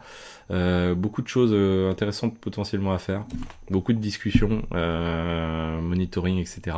Observabilité. Là, ouais, beaucoup de monitoring observabilité chez MediaRedMix, chez Weborama, chez MediaRedMix. L'observabilité poussée à un niveau vraiment très très avancé. C'est-à-dire, c'était vraiment un outil de pilotage de l'infrastructure, c'est-à-dire ralentir, rate limiter certains clients, en tout cas, et puis éventuellement leur donner des bonus de performance potentiels en astreinte, etc. Enfin, extraordinaire. Quoi, la manière dont était pensé l'infra et tout, extraordinaire chez MediaRedMix. Vraiment super truc. Donc là, 2024, je fais ça chez Citeos, donc toujours truc des... je suis plus chargé de projet DevOps, je sais pas trop quoi. Voilà. Enfin, le titre toujours pas très intéressant, pas très important. Et là, malheureusement, je me rends compte que c'est pas mon truc. Donc toujours 2024, deuxième partie de 2024. Et là, je passe un entretien et je vais chez Ledger du coup. Donc là, en SRE, staff SRE. Donc toujours. Alors là, on rentre dans les classifications, on va dire, plus standard, donc staff, senior, SRE, machin, etc. Ce qui, toujours pareil à mes yeux, n'importe peu hein, pour moi. Pour moi, ce qui compte, c'est vraiment la matière, toujours. Alors, techniquement, c'est moins... c'est pas du tout sur le profil de Weborama MediaRedMix, on pouvait très large en techno. C'est un peu chez Ledger, le scope est plus réduit, beaucoup plus réduit. Mais c'est plus un travail qui va être de l'ordre, comment on va dire, du métier de staff, du DevOps, c'est-à-dire de faire de la coordination, d'agir, faire bien sûr un peu de technique, et actionner, essayer de faire, d'organiser des choses, etc. Donc l'enjeu est moins technique en fait, on va dire pour moi. C'est pas là où je vais progresser comme j'ai pu le faire chez Weborama. Weborama, ça a été vraiment, pour progresser techniquement, ça a été un game changer énorme. MediaRhythmix, énorme aussi d'un point de vue technique et surtout d'un point de vue aussi conception. C'était vraiment travailler avec des gens d'un niveau que j'ai pas trop rencontré jusqu'ici.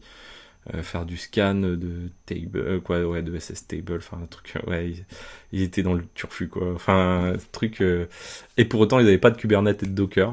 Vous voyez, Kubernetes Docker c'est vraiment un truc, malheureusement les gens sont focus là-dessus. Ça reste que des outils, c'est tout, c'est pas, c'est des choses en plus souvent que les gens utilisent mal, parce que pour eux Kubernetes égale déployer plus rapidement. Ok, bon malheureusement si on fait que ça, c'est passer à côté de l'exercice, et ça arrive, je l'ai vu plusieurs fois hein, quand j'ai pu le pratiquer, etc. Donc c'est un truc super important. La place de l'observabilité aussi hein, en cours depuis 2020 pour moi à peu près, j'avais déjà chez Oscaro touché du doigt l'observabilité, l'impact de l'observabilité, Stack Prometheus, tout ça. Chez Weborama beaucoup plus, c'est-à-dire que le quotidien du SRE chez Weborama c'était une grosse part d'observabilité, parce que le but c'était de killer les trucs du quotidien qui faisaient que la plateforme avait des petits trucs, ce qui faisait qu'au fur et à mesure du temps en fait on avait très très peu de run hein, sur une infra assez importante. On se retrouvait avec beaucoup de temps dédié au projet, du coup ça générait de l'innovation, ça générait du temps pour du coup travailler sur des projets en profondeur qui justement en plus c'est le cercle vertueux hein, c'est-à-dire on a le cercle vicieux qui est le run en fait hein, c'est-à-dire que du run va entraîner du temps qu'on peut pas passer en projet qui du coup va entraîner du run et ainsi de suite, voire même il y a des fois des boîtes où du run va faire qu'on va avoir peu de temps en projet, mais le peu de temps qu'on a en projet, on va l'utiliser très mal, parce qu'on va le faire très vite, donc du coup ça va générer lui aussi du run, qui va venir se rajouter au run déjà initial, et ainsi de suite, donc ça fait une spirale vicieuse, mais qui s'agrandit en plus. Donc ça c'est assez classique, donc ça fait un truc en exponentiel en fait, sur des infrastructures, et plus l'infrastructure grandit, et plus ça devient catastrophique, et plus il faut encore plus de monde. C'est pas la courbe, on va dire, linéaire, quoi. Ouais. Et à l'inverse, voilà, quand on est chez Weborama, que les gens pendant 8 ans ont killé du run au quotidien, en astreinte, etc., faire améliorer les choses grâce à l'astreinte, au feedback, etc., on se retrouve après à un moment donné où c'est complètement l'opposé, c'est-à-dire que on n'a quasiment pas de run, et on n'a que de la tâche de projet, ou en tout cas de choses améliorantes, qui va entraîner de l'amélioration, etc. Et on se retrouve après vraiment dans un truc, c'est une chaise en or, hein, on va dire, hein, c'est un truc de ouf, quoi. Donc voilà. Idem chez MediaRhythmix, hein, quand l'automatisation est poussée très loin, mais très bien pensée, très bien faite, c'est un game changer, parce que il y a rien de pire que l'automatisation. C'est qui tout double en fait, hein. Ou l'industrialisation aussi. Hein. C'est qui tout double. C'est-à-dire que si le truc est très bien pensé, on va gagner énormément de temps, ça va killer du run, etc. Par contre, il y a rien de pire que l'opposé. C'est-à-dire que si ces trucs-là tournent mal, on va dire, et mal, ça veut dire même une fois de temps en temps, on va passer plus de temps à débugger et à faire du run sur de l'automatisation que à faire du run sur du run, qu'en fait. Donc c'est assez délicat.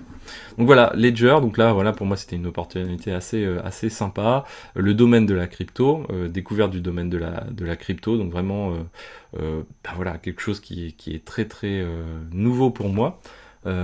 C'est vraiment assez sympa. Alors moi je travaille sur la partie B2B. Donc Ledger Enterprise, si vous regardez les services de chez Ledger. Voilà, donc c'est assez sympa. Et voilà, donc du coup, qu'est-ce qu'on va retenir de ce petit parcours? C'est vous êtes unique. Donc ça, c'est un truc. Ne pas chercher. Ce qui est important à retenir là-dedans, c'est, vous savez, alors je sais plus c'est Einstein avec le singe, je sais plus. Einstein, expression singe. Je crois que c'est lui, enfin. Voilà. On prête souvent à Albert Einstein le fait. Ah, c'est peut-être pas lui alors. On prête souvent à Albert Einstein, le fait d'avoir dit que si on demande à un singe de nager, il sera en grande difficulté, et à un poisson de grimper aux arbres, il en sera incapable. Mais demandez à un singe de grimper aux arbres et à un poisson de nager, ils seront excellents. C'est exactement ça, c'est-à-dire que vous avez vos capacités. Cherchez pas à mimer les autres, inspirez-vous des autres. C'est un truc, voilà, vous pouvez le faire voilà, sur la chaîne, mais vous pouvez le faire sur des confs, des gens qui vont vous inspirer ailleurs, etc. Inspirez-vous des gens, mais vous avez vos propres capacités, connaissez vos capacités. Sachez, moi voilà, par exemple, moi je sais que je suis pas un champion technique, c'est un truc, et je le serai jamais. Par contre, bah voilà, j'ai des capacités pour vulgariser, pour échanger, pour avoir de l'empathie avec les gens, pour comprendre les problématiques. C'est un truc qui est un levier actionnable qui peut être utile. Il faut savoir dans quelle boîte ça peut être utile, dans quel cas de figure c'est utile. Et si vous avez des bons managers, bien ils vont savoir vous employer bien sûr dans les bons trucs. Mais ne pas mimer, c'est un truc qui est important. Si vous n'avez pas les capacités pour être un champion du monde, c'est pas un problème en fait. C'est pas un souci, ça vous empêchera pas de faire carrière. Regardez mon truc là, c'est quand même assez. Il y a une part un petit peu folle, hein, et je suis pas champion du monde à la fin. C'est-à-dire staff SRE, ça veut pas dire que je suis bon en fait techniquement quoi. Ça veut dire que j'ai un socle un peu global qui me permet de résoudre des problématiques, mais voilà, ça veut pas dire que je suis bon techniquement. Mais ça, c'est un truc, c'est hyper important, c'est bien plus important que la technique. Et toujours pareil, prendre du recul. C'est-à-dire qu'en fait, si vous regardez mon parcours qui est là, en fait, est-ce que avoir appris Ansible, ça m'a marqué? Non. Appris Kubernetes m'a marqué? Non. Postgre? Non. Les technologies, c'est que des outils. En fait, par contre, tout ce qui est soft skills, c'est-à-dire ces trucs-là, là, tout est relatif dans ma tête, changer, on peut tout apprendre. Alors ça, modulo certains secteurs, on va dire, on peut tout apprendre. Parce que en fait, voilà, il y a plusieurs fois ici, bah, j'ai démarré dans des domaines que je connaissais, mais zéro, nada, que dalle. Et ça, tout le monde peut le faire. C'est un truc, il faut se le dire. Et ça, c'est on va dire, c'est des fonctions beaucoup plus importantes que de savoir faire du Ansible, du Kubernetes et du machin. Demain, vous voulez faire un autre métier, ou je veux faire un autre métier, parce que c'est fort probable que ce sera pas forcément mon dernier métier dans ma carrière, encore que je sais pas, quand j'aurai fait encore 10 ans, on verra. Si je veux changer de métier, en fait, bah, savoir faire du Kubernetes ou du Ansible ou du machin et du bidule, ça va rien apporter du tout, quoi. Par contre, dire, ok, j'ai su gérer tel projet, tel type de problématique, avec telle pression, tel machin, etc. Ça a beaucoup plus de valeur. Et c'est là où, en fait, quand on prend mon CV, ou en tout cas ce parcours, en fait, ce qui est important à retenir, c'est pas les technologies, les tools, les machins, c'est plus l'évolution qu'il y a eu, les enchaînements qu'il y ont eu, qui sont importantes. En fait, ça démontre juste que je suis une personne un peu curieuse, donc ça c'est pareil, hein, vous êtes unique, mais il y a un truc qui est inévitable, soyez curieux, c'est un truc, c'est fondamental. Si j'étais pas une personne curieuse et on va dire motivée, et je fais aussi preuve un peu d'abnégation, ça c'est un truc qui est assez important. Abnégation, ça veut dire qu'on sait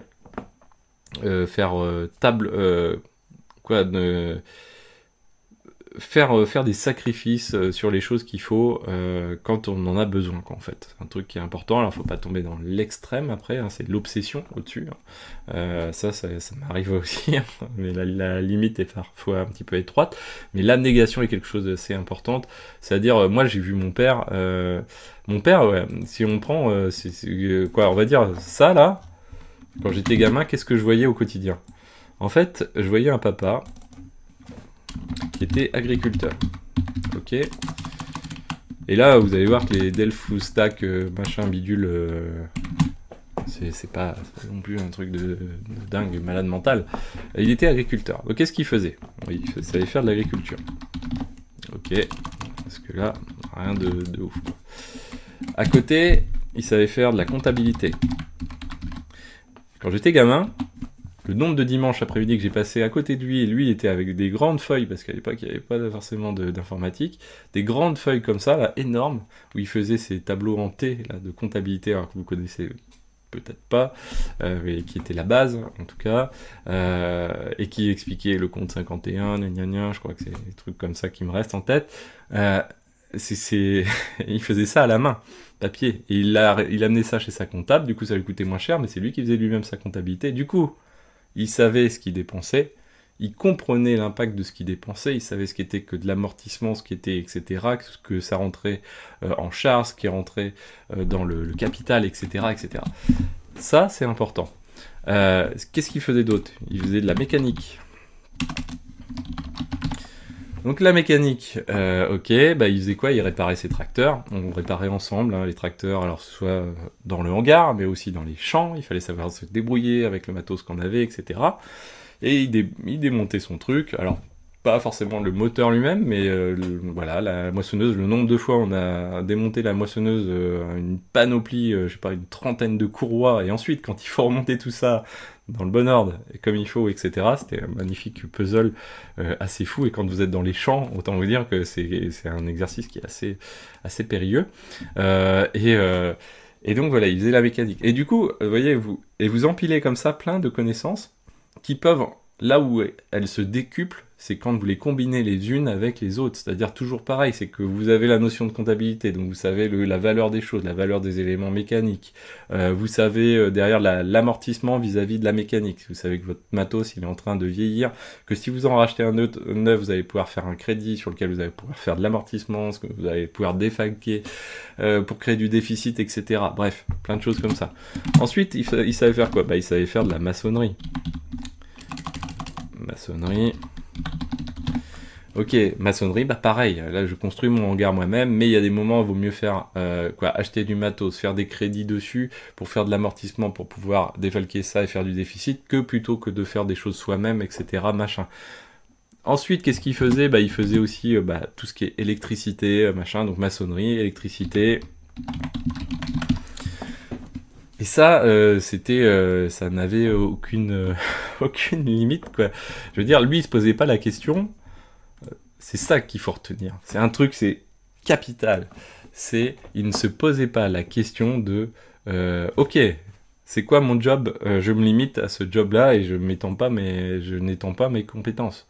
Lui, il était en même temps chef d'entreprise. Et c'est ça un chef d'entreprise. C'est qu'en fait, le mec qui est chef d'entreprise, il va savoir jongler sur l'intégralité de la panoplie qu'il y a derrière. C'est pour ça que les solopreneurs, etc., qui sont juste freelance pour faire du travail de sous-traitance d'une SS2I, bon, excusez-moi, 10 000 fois, on parle pas de la même catégorie de chef d'entreprise ou d'entrepreneur.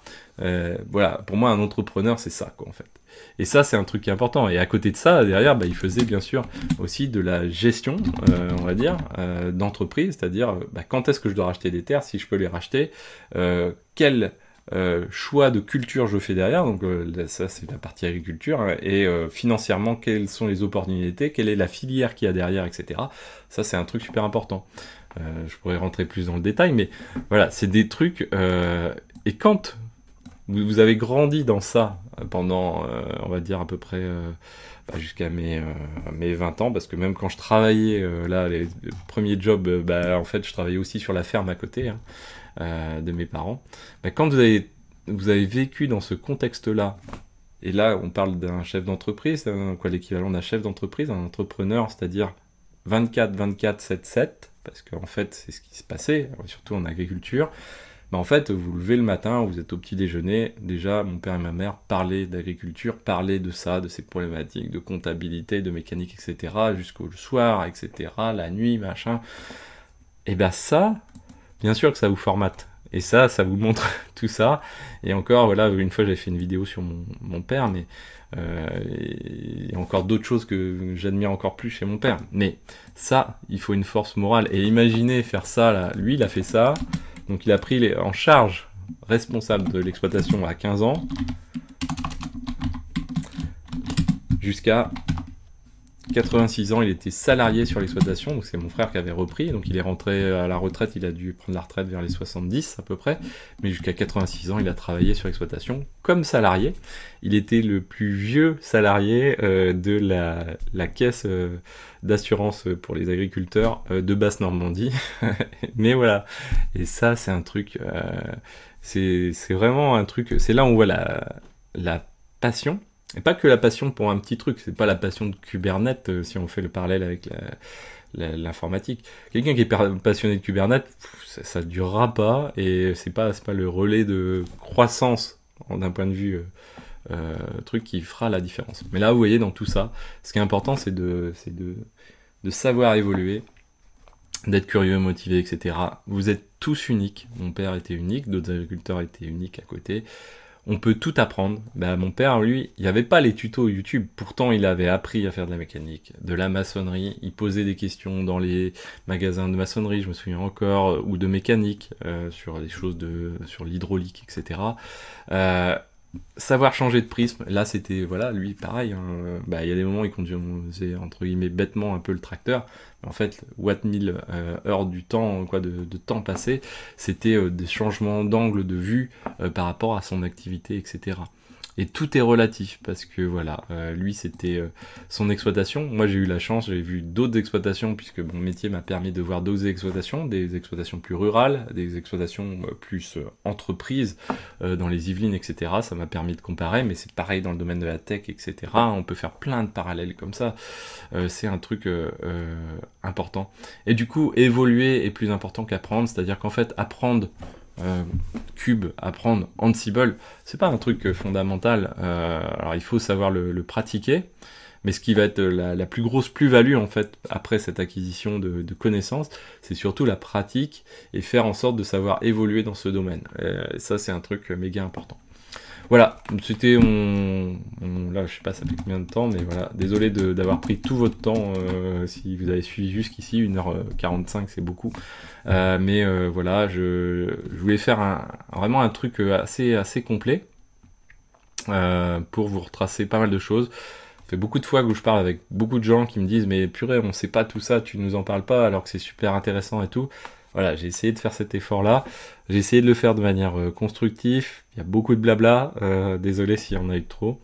En tout cas, moi, je vous dis merci à tous, parce qu'on n'a pas parlé de la place de la chaîne YouTube dans tout ça, mais c'est voilà un vecteur aussi très très important. Et le vecteur très important qui compte aussi, c'est vos retours. Et voilà, et le fait que ça marche, c'est assez magique. Merci à tous.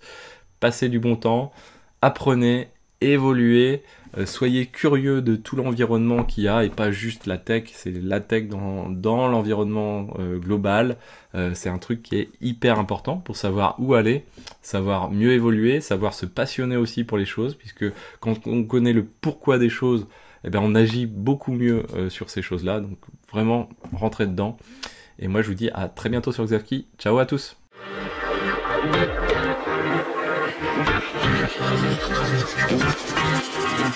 Thank you.